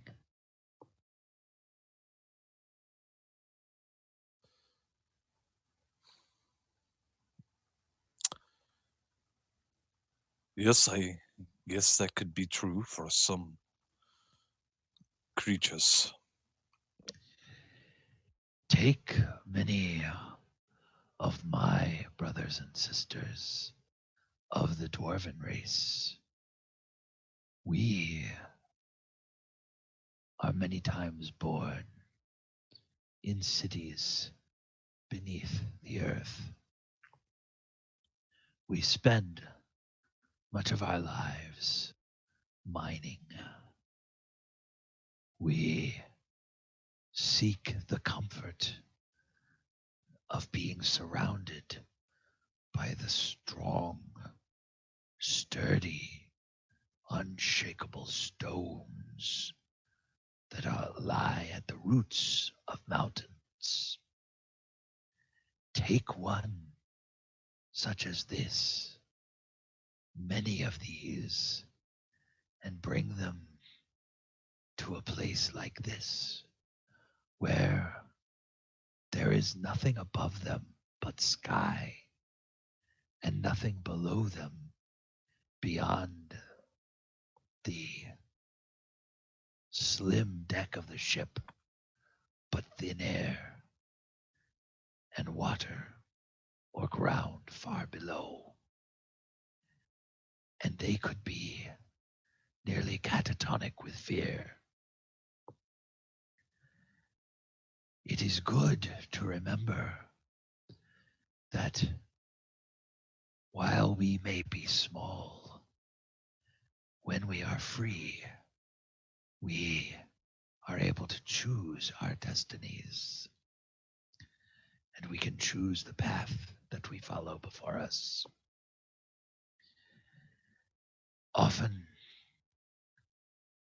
on this journey, I have found myself sitting in this very chair and turned to the portal and gazing out, either at the ocean to our west or to the shore at our east, and contemplating the different choices we have and where we go. I think in the short term, we have a limited number of choices, but as we find out more, we can make decisions that may lead us closer to our ultimate goal or may take us to wisdom. And just remember, Oyohusa, depending on what we learn in Chult, you and your companions may be tempted to take the swift route, the route that seems like it could deliver an answer against the Githyanki swiftly. But that may not be the wisest course. And I will not always be here to give my counsel. But you will always have Laurel Silverhand and the Black Staff and Barnabas to guide you. They are good folk. You may trust in them.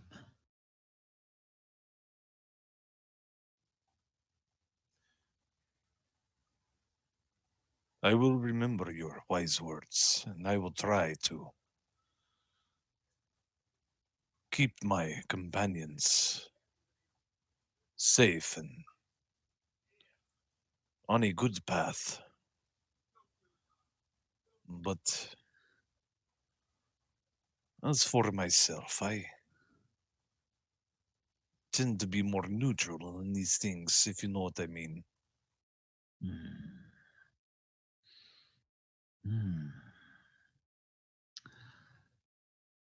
Your race is long-lived, the longest lived of us humanoids.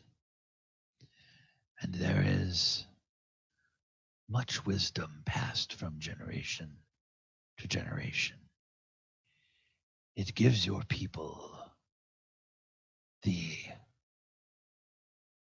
benefit of a different perspective that we dwarves and the gnomes and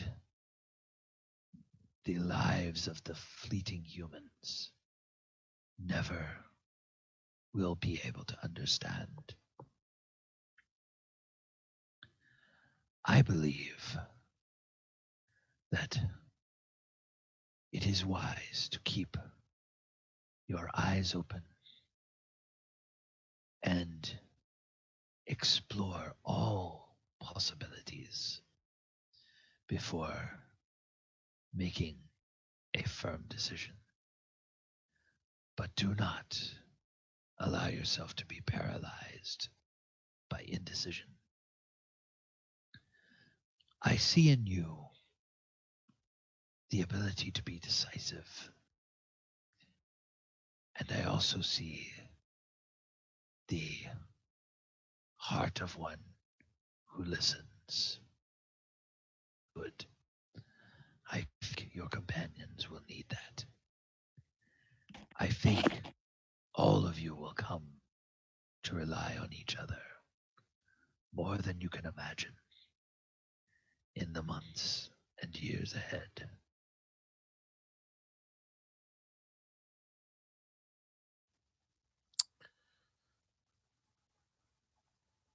How do you think we can defeat the Githyanki? We do not yet know their true aim. I know little more.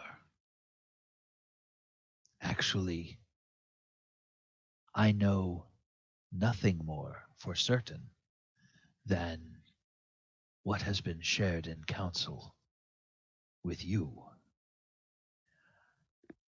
I have not yet come to understand whether we can fully trust the Ravnikins.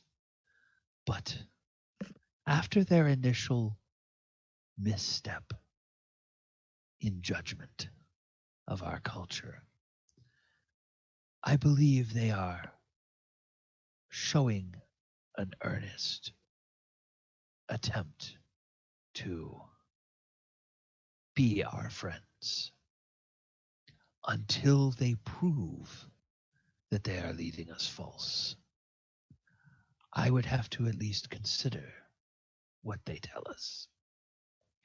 If they say that the ultimate goal of the Githyanki is to wrench information out of Tassander Verlassen that could harm civilizations across the multiverse, I see no reason to dismiss that out of hand. I do not know, however, if even the Githyanki possess such power, or if they may be merely pawns of some other power that lays beyond our sight for now. All we can do is follow the leads and the clues where they lead and find, hopefully, in time, the truth. Personally, I'm most excited to visit this Ravnica. I think it would be a great source of knowledge and discovery. I think that we might learn greatly from the races of that realm.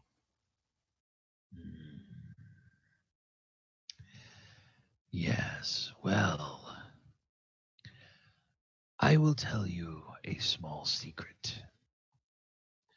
It should not be a surprise to anyone who has eyes to see and ears to listen.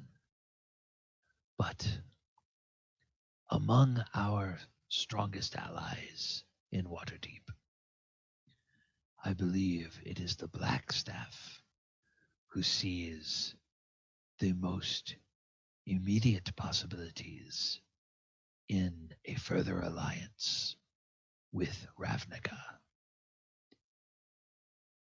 Lady Silverhand is ever the politician, and she looks towards the good of Waterdeep.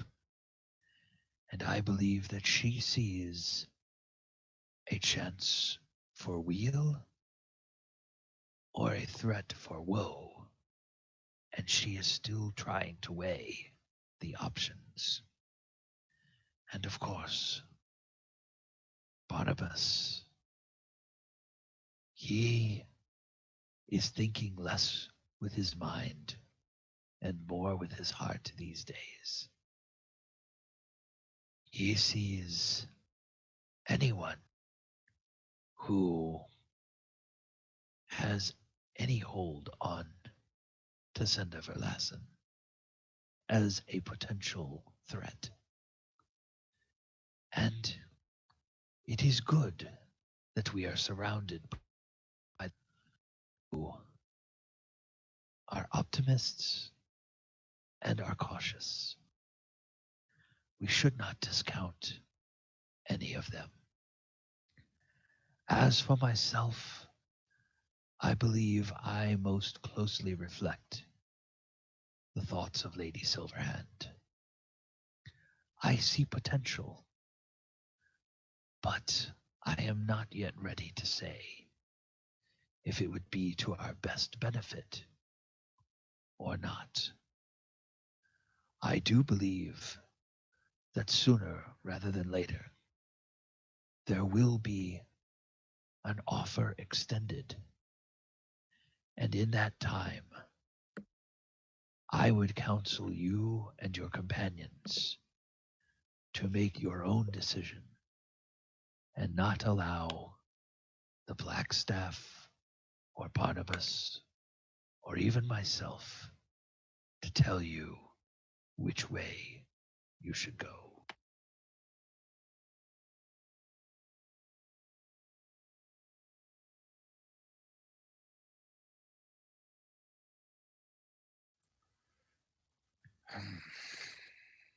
And he falls silent, and then he looks up and he says, "If all goes well, in 2 mornings' time, I will join you again for your tea meditation. But do not look for me tomorrow. I have business that I must be about later this very night. And I will not be back until after night falls again tomorrow. Should I keep this just between me and you, or should I tell my companions? For now, I would ask you to keep this between us. I do owe Galibar a seat at the meditation table tomorrow night, and I do not intend to miss that appointment.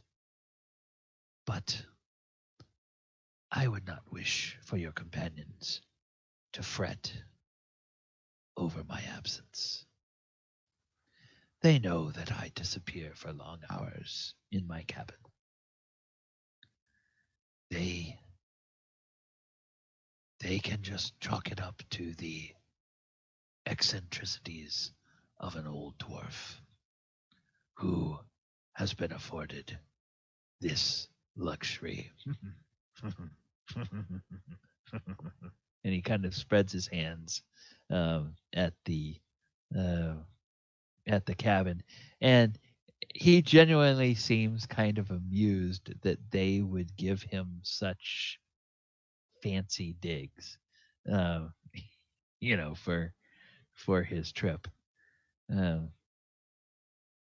Clearly, he's a person that doesn't have a whole lot of possessions with him, and he would clearly he'd probably be fine with a cabin like you all's, but they seem to think he's an honored guest or something. So it was by Lady Silverhand's order that he be in this cabin. So he's here. I will do as you ask. I thank Besides, you. I'm good at keeping secrets. Very well. Well, I have enjoyed our talk, Oyohusa. But now I grow tired. I must get what sleep I can before I am off on my business. Yes, indeed. I have much to think about myself. Good night. Good night. And then as you stand up, he kind of heads over like he's going to start getting ready for bed. And then Oyohusa is back to wherever he would he go back up on the deck, or would he go down to the crew quarters? He would probably go check to see if we got any of those feathers Okay. that I asked for. All right. So that'd probably be over to the crew quarters. If you can see that, you can go ahead and move your guy, or if you need me to, I can move him over to the crew deck. And then let's see. All right. So what's everybody else doing this fine evening? Adamant would just be sitting up on the top deck, Okay. watching the sky. Zandri's up on the top deck trying to hide from Adamant, but watching him with kind of like beady-eyed intensity. Okay. Thardram, what about you? Looking up at a mast, wondering if today should be the day I climb the mast to get a bit of view. Okay. Hang on just a second here. Okay. Yeah.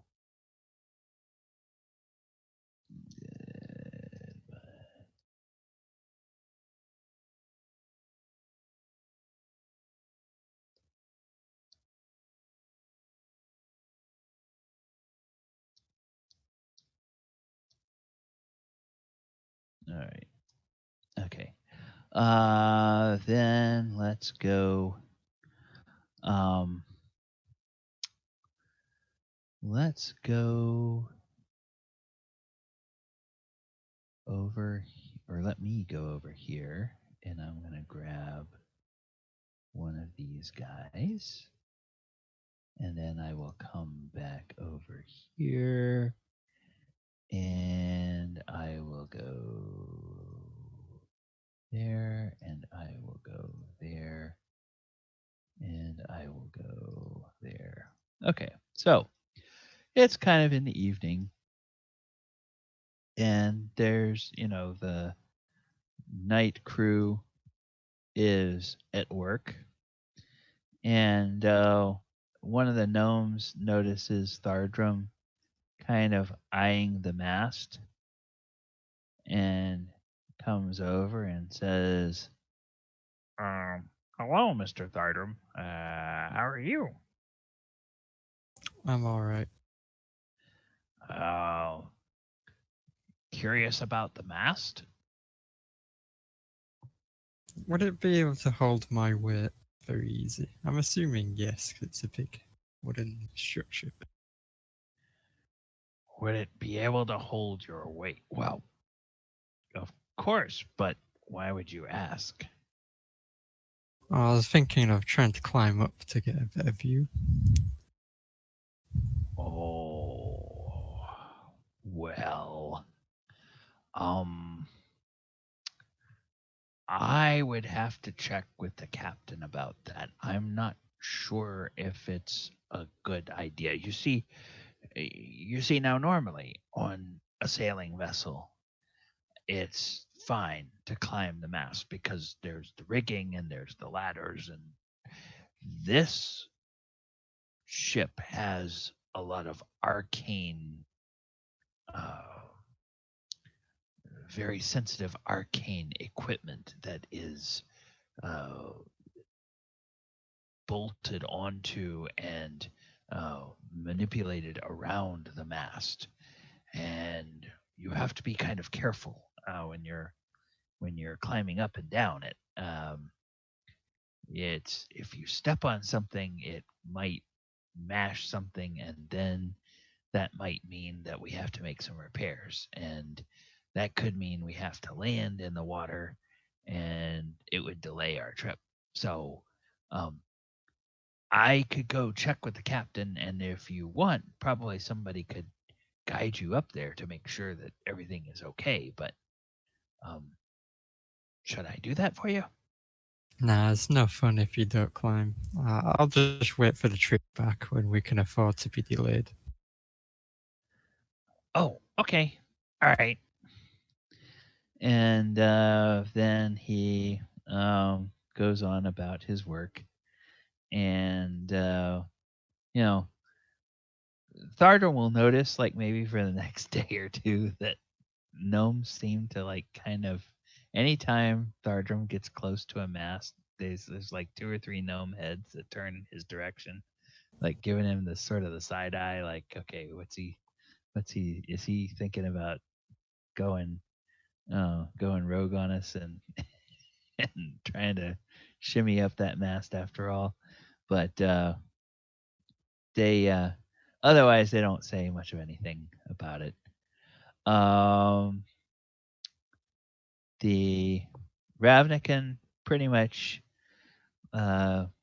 keeps to himself the rest of the day. And then there's a couple of people that I think were interested in what we found out with the feathers. Okay, so let me go take a look at this. Okay, take a look at. Okay. All I can picture is like Zandri's trying to hide, like on the stairs up from downstairs, and a gnome comes up to her. Oh, Lady Zandri, we've got your feathers. Shh, shh, shh, shh, shh, shh. Actually, Being actually, if you are these gnomes are actually, they kind of are picking up on you guys, and when you all are looking like you're being serious, or intentionally doing something, they will not interrupt. It's like when you are Oh. standing there looking at, like Thardram was standing there looking curiously at the mast. So to the gnome's mind, it's like, oh, he must have a question about the ship. I'll go be helpful and answer a question. If you're sort of scoping out something that one of your companions is doing and kind of hiding somewhere, well, they'll just sort of give you a wide berth and not, you know, With not with that interfere. with that stealth roll, that's hiding with air quotes. Yeah, okay. Um they may kind of look at you um like, okay, they're not quite sure what you're doing, but clearly you're not asking them a question about anything, so they'll go ahead and just leave you alone. She's hiding behind a fishing net. Yeah, she's hiding, yeah, something like that. No, Okay. she's in the ladder up from downstairs, and she's like peeking over the top of what is the deck on the top deck, Okay. So like a I- cat. Zandri, you're not very good at hiding. What? I'm not. Oh shit! And she ducks down like oh, I can duck out of sight. But then she realizes a minute later it's too late, and she pokes her head back up. Can I help you with something? Well,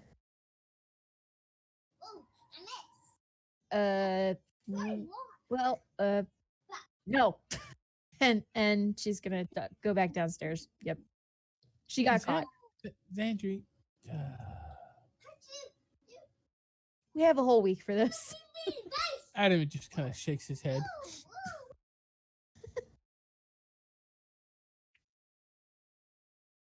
I love those rolls that Gally's making. 2d6 with double sixes. I'm hoping that means a lot of really good feathers. Meanwhile, there's a gnome up on the bag. Woo!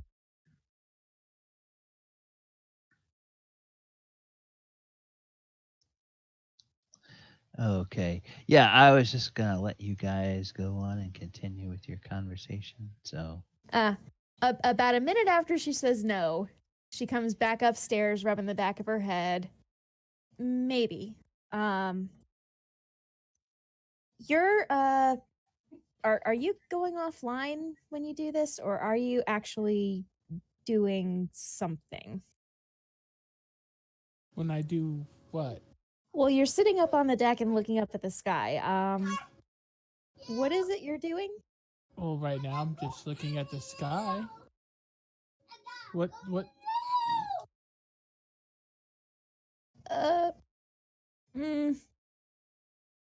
Well, this is a very flustered Zandri. She's like beet red. Sit down. Sit down, Zandri. Take a breath. She plops straight down on the deck next to you and takes a deep breath without even arguing.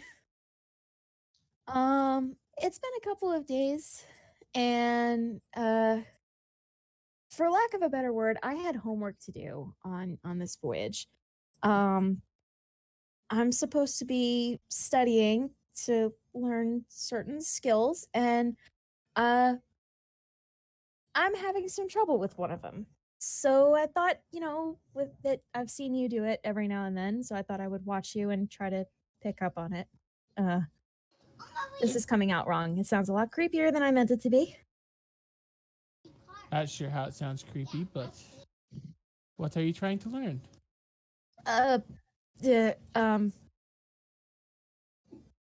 She pulls out one of the books that Syl gave her and flips it open. I'm supposed to be learning how to do this properly. And she shows him like a page on different prayers that you can do, that you can pray to Suni. Oh. Like, I can memorize it. I can memorize it just fine. but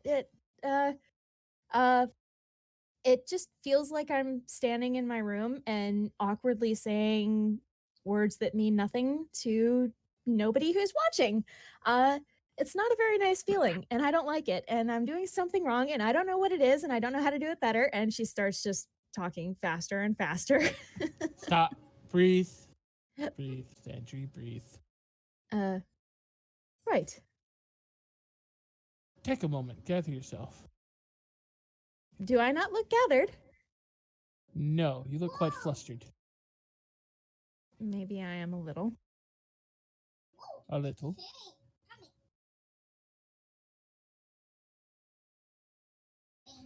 Okay, so you are worried that you're not praying correctly. Pretty darn sure that I'm not praying correctly. It's not a matter of worrying at this point. I have no idea how this is even supposed to work, but I'm pretty sure that you're supposed to get a result of some sort. Like when you do it, you heal people. When Syl does it, she heals people, or something else happens.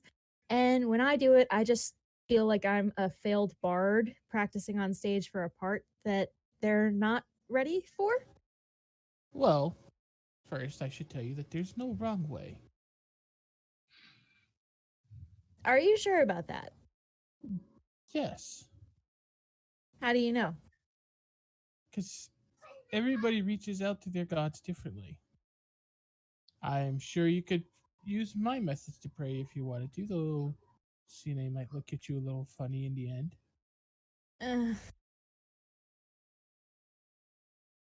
Well, I could help you, but when we get back, you'll want to talk to Syl and learn proper Sune worshipping. Well, I know how they do it at the temple, but it's not all they do, and there's stuff that you're supposed to do on your own, and I don't know. I'm not used to not getting things right, and it's bothering me. Everybody has to learn at some point. One thing you have to remember is even though it might seem like it, they are listening. Yeah, and that's terrifying, because if I'm supposed to be becoming a worshiper of Sune and she's seeing me flounder around like this, I don't like normal people watching me mess up. I like gods watching me mess up even less. She's not an evil god. Don't worry, you won't be punished. I'm not worried about punishment per se. If a god wanted to punish me, I'd probably look him in the eyes and laugh. But I don't know. You're worried about looking foolish. Yes, exactly. We have to get rid of that worry. How do you propose we do that? Just don't think about it. But just don't think about it. Do you think about fighting? Yes, I think about fighting quite a lot, actually. And I pay very close attention while I do it. But do you follow your instincts more than you worry about the next hit? No, actually, I'm always watching for the next hit. That was one of the first things that Dorfil taught us, is if you don't pay attention and think about things in a calculated manner, you're going to end up letting your instincts win when your head should have prevailed. You fight like a warforged, I see. I'm not entirely sure if that's a compliment, but I guess I'll take it as one. What you need to do is it needs to feel natural. Everything should feel natural. As you learn, it will find its way that way to feeling natural. Okay? But I will help you. Okay. Your magic is the same way. I've seen you having issues with that as well. Hey, I got better. You saw me levitating that severed wing today. I'm getting better. You're getting better, but we've got to get it feeling natural. It's a part of you. Even when it's gifted to you by the gods, it is a part of you. Because it is your faith and your vows that bring you the power. That's another thing. This is a recent development for me. And Sil, when I asked her about it, said that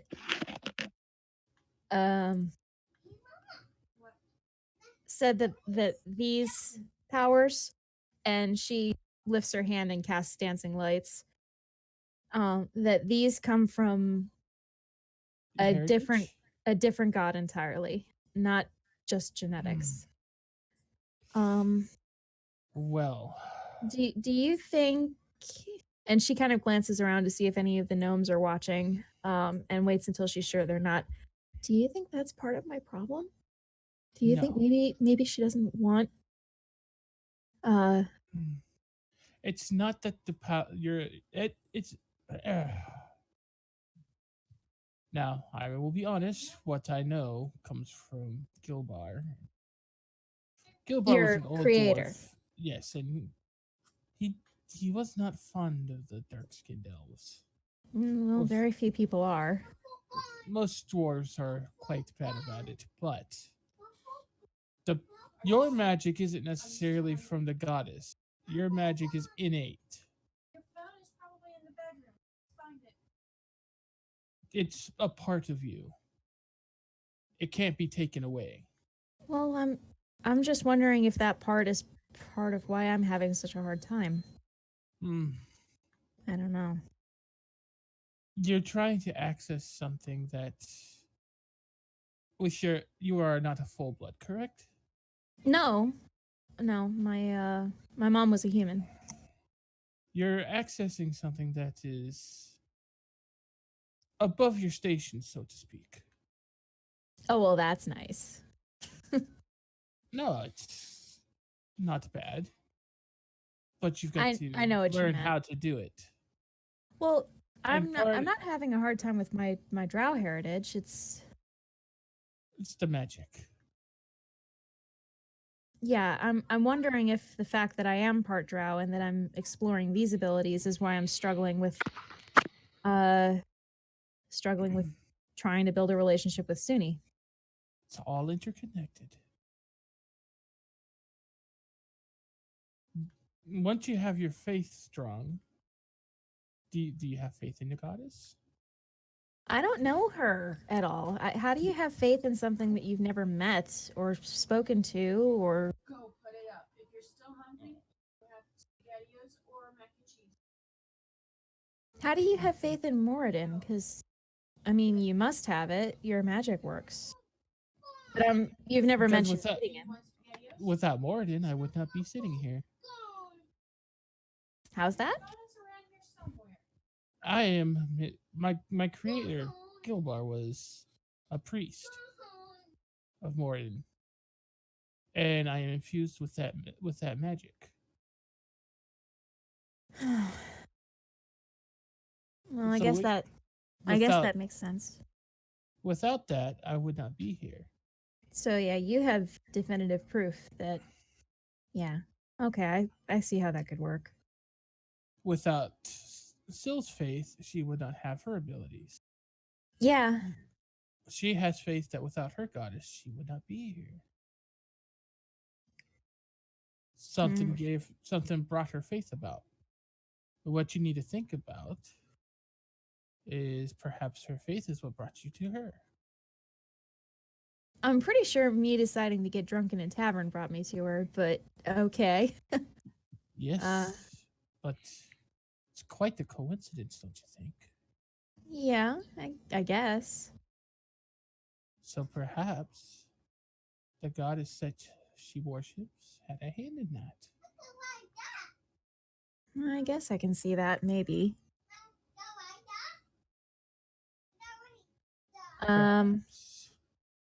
Perhaps Sune had a hand in you meeting with all of us. Maybe. I'm a lot happier with this is so weird to say. I'm a lot happier working with the four of you than I was in the arena. See? It's different, but it feels good. You have to look at things in a different way. And I can help you with that. Can I watch at first? Yes. I do it with the sunrise. With the sunrise. Okay, well, I'm awake early enough. I'll give it a shot with you tomorrow morning. Yes, I even have an extra prayer hammer you can use. A prayer hammer? Well, What? I do follow the god of the forge. You have a prayer hammer. She seems tickled by that, not mocking, but amused, and kind of like course I that's do. really cool. It's what I use to strengthen my skin every morning, so to speak. Now this I have to see. Well, thank you. I'll see you tomorrow morning then. I will see you in the morning, Zandri. And I won't try to sneak up on you this time. And she kind of gives a self-depreciating grin. That was horrible. I'm embarrassed to admit it. That was horrible. It's all right. It's all the armor. It is. If you didn't wear it, you'd be a little quieter. Oh no. This armor is no. Not giving up the armor. I can't give up the armor, but I can change myself. Yeah, you have an easier time doing that than the most of the rest of us. I would suffer from that if I did, because I would be a lot easier to hit. Well, we don't want that. Our middleman is the best one out there, and we want to keep him. And she'll get back up to her feet. Even if he does have a habit of picking me up and carrying me about. Well, you should stop giving me reasons to. Good talk. Good talk. See you in the morning, Zandri. See you in the morning. All right. And as they finish their conversation, and when you all are in the hold. Okay. When you all are in the crew deck, you are presented with. They make sure that Galibar is not around because they don't want to further antagonize him. They realize he was very upset about things, but they bring you several packages, canvas wrapped packets, and they show them to you. They have been able to harvest 12 pristine primary flight feathers. That is between the one wing that you got and the carcass of the other one. They harvested 3 pristine large feathers, 3 pristine small feathers, 3 individual intact toes, each toe having a claw attached. From the one that they brought down on the ship, the one that you guys brought down on the ship, they were able to successfully remove the beak fully intact. And then they also were able to get 98% of the lion pelt, or the portion, the lion pelt Sweet. portion of the griffin. So, lion pelt portion. There we go. So who wants a piece of griffin? And then for anyone who is interested, they will say that they also harvested about 25 pounds of prime griffin flank and steaks. The captain is definitely going to be partaking of some of those, but there's some that can be shared with the rest of the team. And then there's also probably about probably about 5 pounds of wing meat that they were able to get. No worries about sharing the wing or the dark meat at this particular meal, unlike Thanksgiving's. Yeah. I did Oyo get what he wanted? Did they bring it to him? Okay. I didn't see, and I couldn't remember. Oyo wanted specifically. the softer feathers from the top of the crest. Oh, the crest feathers. Okay, let me see what he. Let me see what they were able to do with that. I was going by what we had in the Discord. Let me do. Okay, so let me do this, and we'll do actually. Okay. So yes, for Oyohusa, there are four pristine feathers from the crest. Well, I wanted more like quantity than I wanted, but okay. Oh, okay. They were kind of looking at trying to get perfect feathers to, because you guys are adventurers and they know enough about arcane stuff that a lot of times if you're going to have spell components, it requires like very specific types of things. So they're thinking like a spellcaster. Okay, it has to be perfect. Yeah, I just wanted like the very small, fine, like fluffy feathers. As many as I could get. Okay. When they bring those to you and they present those to you and they tell you, they look a little crestfallen. They go, oh, sorry, we misunderstood the ask, but here's three perfect or four perfect ones. Yay! They're very soft. Yes. So does anybody else in the party want any pieces of Griffon?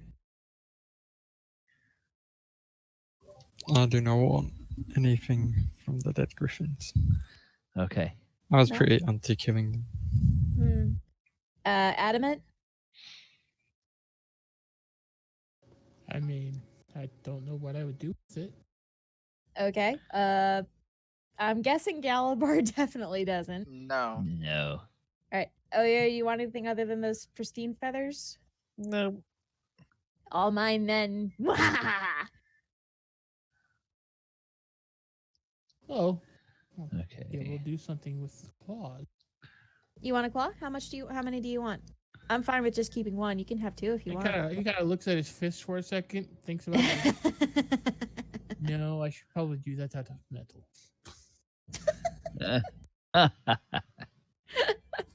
So do you want a claw to like give to the gnomes as like a go off of this sort of thing?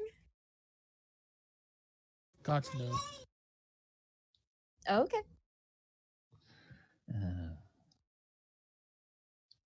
That I can do on my own. That's okay.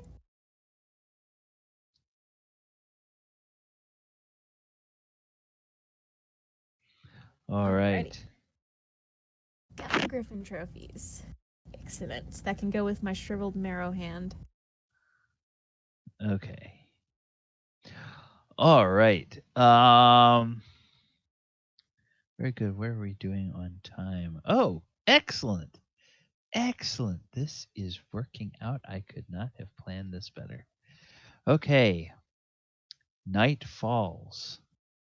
Next morning, Oyohusa, you do your morning meditations, and as expected, there is no sign of Barak Clanghammer. Also, oddly enough, you don't notice that sensation you've had the previous 2 mornings, where it feels like the balance of the ship kind of changes for a moment. Mhm. That doesn't happen at all during your meditation. Would it be safe to say Oyo's kind of figured out what that is? Oyo can speculate to his heart's content what he thinks is going on there, but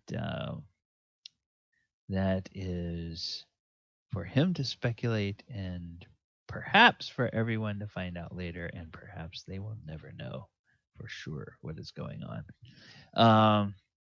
So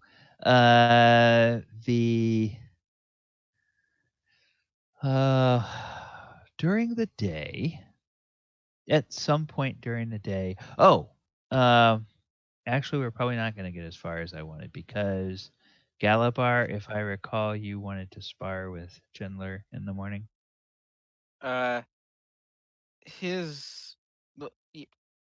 Sure. He'll take out some frustration.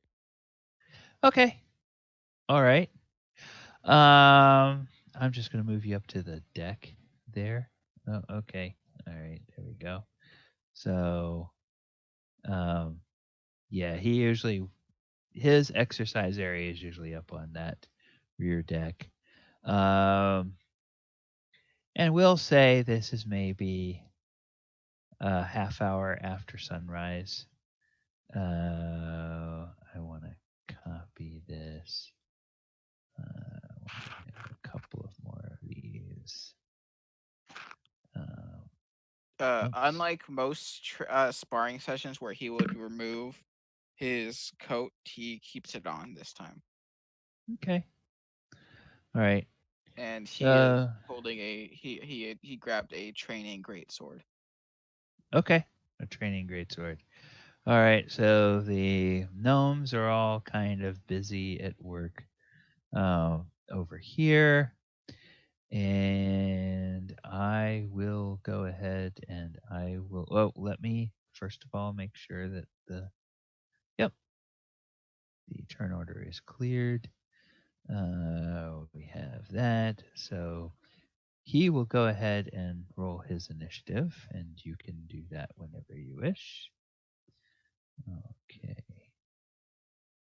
Okay, so. And what is Galibar's actual initiative score?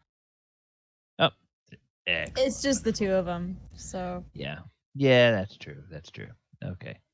Yeah. All right. Galibar, you are up. Galibar will go into a rage. Okay, so he is raging. 21. That is a hit. So again, just like with yesterday, we're not counting hit points. So G1. Okay. And then Chandler, and he gets hit, and he's like, "Oh, wow, that's a very strong blow. You have excellent technique there." And he will make his 2 attacks. And miss. 1 miss, 2 misses. Okay, so that's Galibar 1 and Chandler 0. Galibar moves and aims to hit his hit the wrist.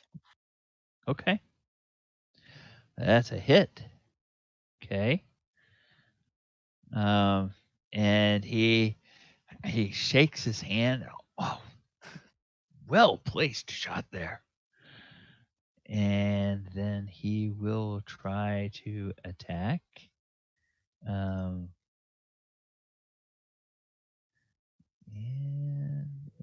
That's exactly a hit. Okay. Oh, that's so also now a hit. Okay, so now we have Galibar at 2 and Chandler at 2 hits. Okay, and he's sort of found that, and he says,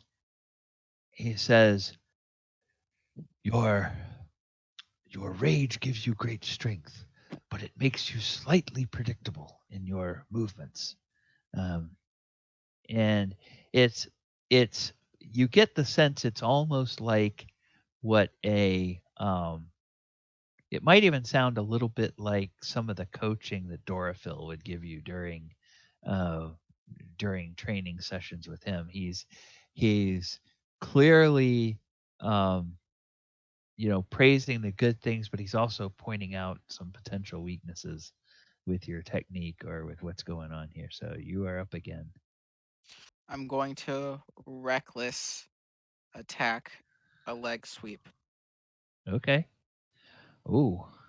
Well, that's a hit. Now, does he get another turn, or are we just calling it first one to three? That's the First first. one It to was the three. first one to three, but he can do it. First one to three. Okay, so he gets his legs swept, and he sort of let me see. He's gonna have to make a dex check. He's just gonna make a dex check here. Oh, well, you sweep his legs out, and he sort of he looks for all the world like he's about to fall down, but then he sort of grounds the point of his training greatsword, and he sort of spins in spins in a way that doesn't seem like you should be able to in full plate mail, because it's really quite agile, and he keeps from falling down, but he keeps his sword point grounded, and he gives you a bow. He says, "You are an excellent warrior, Galibar. Uh, I must hone my skills. Um, can I spar again with you tomorrow?" Sure. He looks a little better than he did the previous day after sparring, but he still looks rather Yeah. distraught. He just And needed to hit something. and about that time, there is there's a voice raised from the bow of the ship, from the front, way over here. And Gnome is pointing ahead and says, "We'd better tell the captain. It looks like there may be a storm coming." And so a couple of the others look, and then one of them steps up and says, and shakes his head and says, "I don't know. I have a bad feeling about this." And then runs and heads down to the captain's quarters, or heads down to tell the captain. And that's where we will leave it for the evening. A storm coming, huh? Ooh. Actually, no, we won't leave it there because we have a few minutes. Okay, we have Oh, a few yes, minutes excellent. before what's his name has to before Ash has to leave us. So let me do this really, really quickly. Let me see if. Oh, really? Really?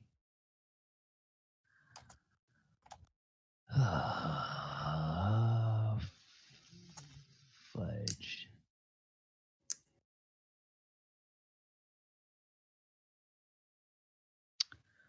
Fudge.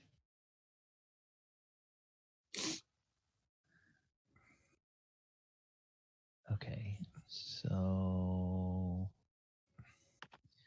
what if is there one on this one? No. There's not. Oh. Oh, but that will work. Yeah, that'll work. Okay. All right. So if we go over to our map over here, and I go over here, I will put that in place, put that in place. I'm going to call this. And then I'm going to quickly look this up here. Oh, fudge.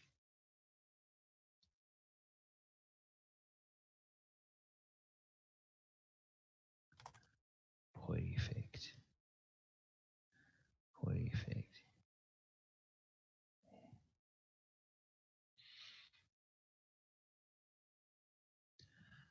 Okay.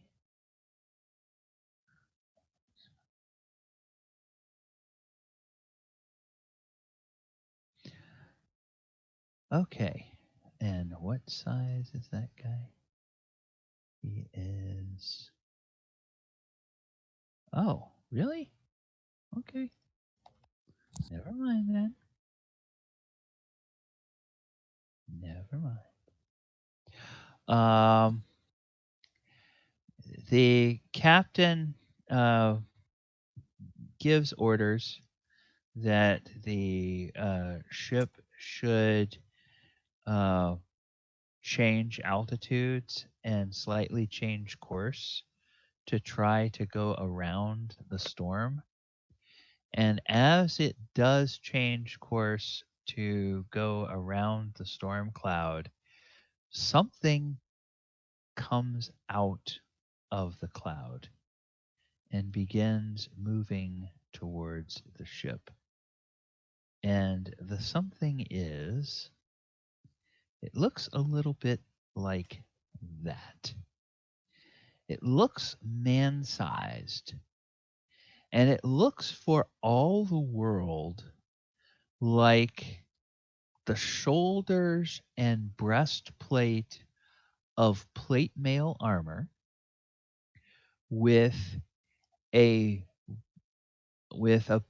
flail that has about a 10-foot long chain and a huge spiked ball on it. Oh, jeez. And inside the helm of the plate armor, there are these little glowing pinpricks of light. And below the breastplate of the plate mail, where you would expect to see a body, you instead see what looks like a little whirlwind. And it begins moving towards the ship. Oh boy. And that is where we will leave it. Nice. Nice. In the words of a famous character, Retro Raggy. Okay, so I'm gonna get hit yes. with lightning. I already see this coming. So what is this thing? This is like a bird, Okay. a storm.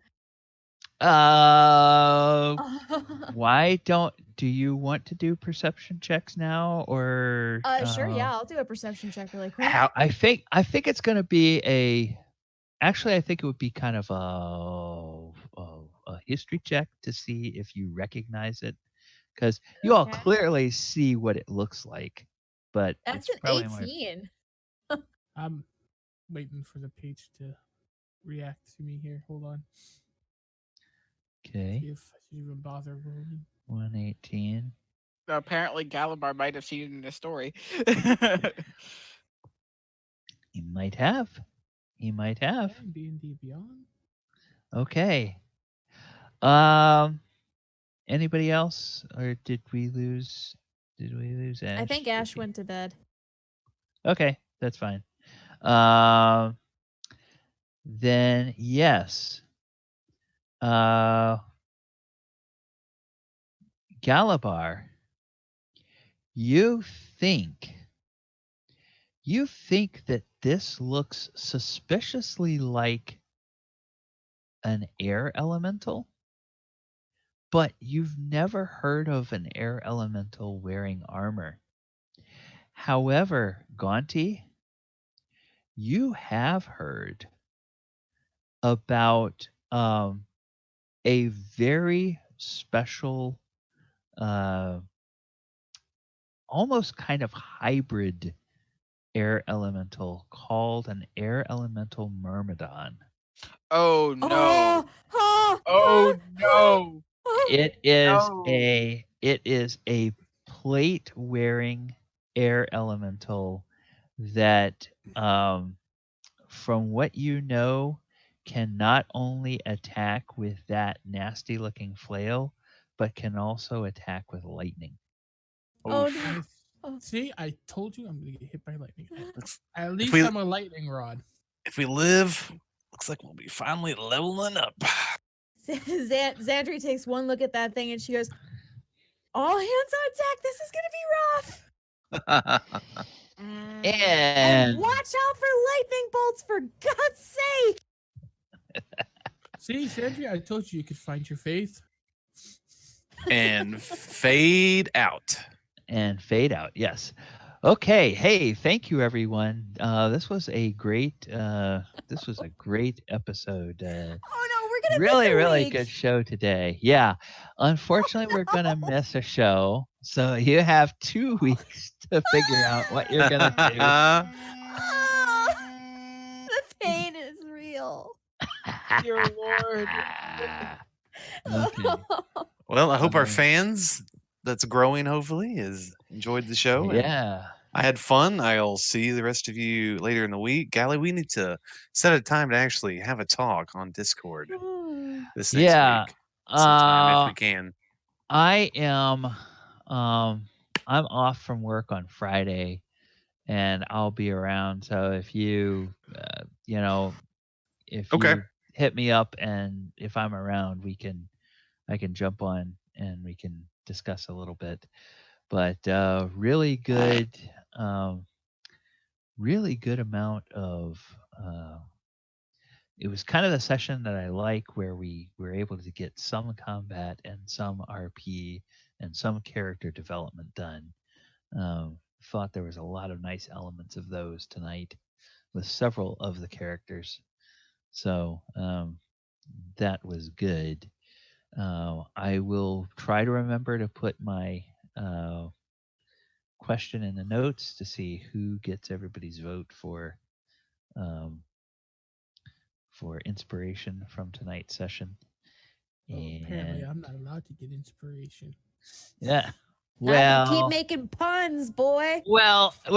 Now you have to admit that I have cause for not giving you inspiration. Ah.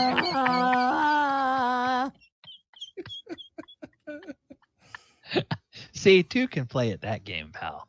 After days, one of the characters in my Tuesday campaign got turned into a bloodthorn. Uh-huh. So he caused a lot, Yeah. and that's just like every week I've got a new one, at least one. I hope that Galibar got it this session, because I played up that freaking voice, that's the sadness of his voice so much, I actually started tearing up. Yeah. Well, it was that was very good. That was a very good. While we're on the subject, with voting, I'm all for having us nominate votes, but I'm not sure if like the sole thing, the only inspiration for each game should go based on votes, because then we have to remember to tally them up. Should that just be like DM discretion, and then we have optional votes as well? Like we can nominate things so that, because this is like going on the 3rd or 4th session after we started doing that, and it's not seeming to work out. Yeah, and part of that is, well, it's a mechanic. It's a mechanic that I used when I was running games at the game shop every week, because I'm notorious for thinking, oh, that was really good, but I don't think at the table about giving somebody inspiration for something. And then, there would be like questions about, hey, do you think so and so should maybe get inspiration because of that, that great thing that they did? And I'd be like, oh, yeah, absolutely, they should. And so eventually I just said, all right, table, when you think somebody's done something really good, let me know at the end of the session. We'll sort of take everybody's vote for who should get the inspiration, and then we'll award it there. And that worked out fine. It just really hasn't worked out because of the nature of this. So, if I can make a suggestion, yeah.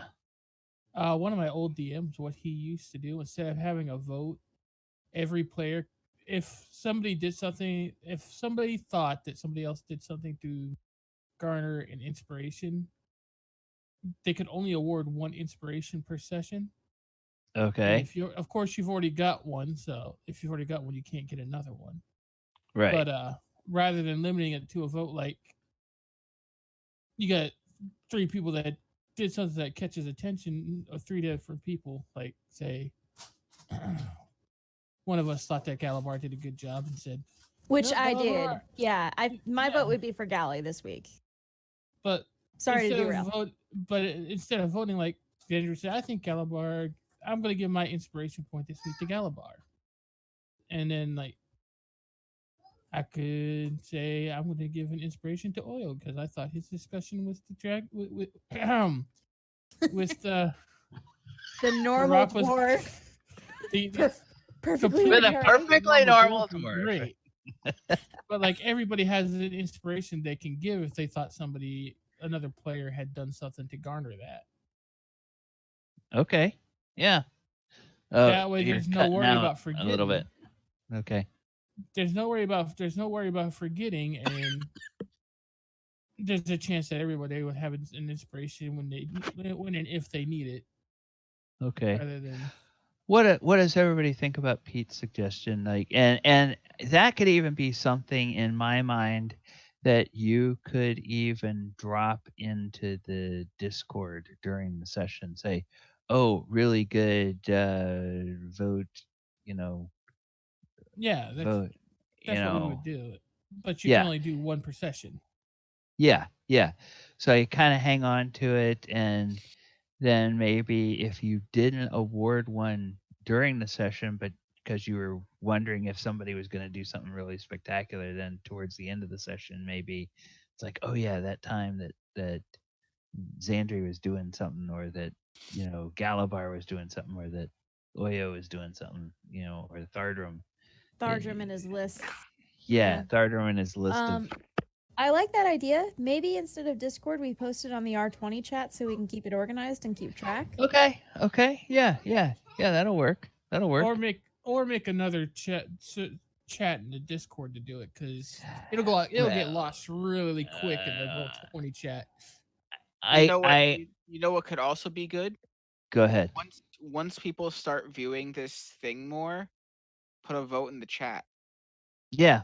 Viewer chat. Yeah, that'd be interesting. Yeah, that ultimately that would be great. Yeah. Neil Calder, I don't think he wound up lasting through the whole session. No, he didn't. Yeah. So, but he was there for a while at the beginning, so that was good. Thank you, Neil. Yeah, I've been trying to get some of the people from our Thursday group to check out online. I think Becker might actually do it. He's the DM that I play Pathfinder with, Starfinder with right now. Okay. All right. Well, of course, this thing is gonna fuck us over so bad. To be perfectly honest, I fought Myrmidons before. At least it's not an Earth Elemental Myrmidon. If it was an Earth Elemental Myrmidon, we would be screwed. An Air Elemental Myrmidon, Air Elementals have like the lowest HP out of all of the elementals.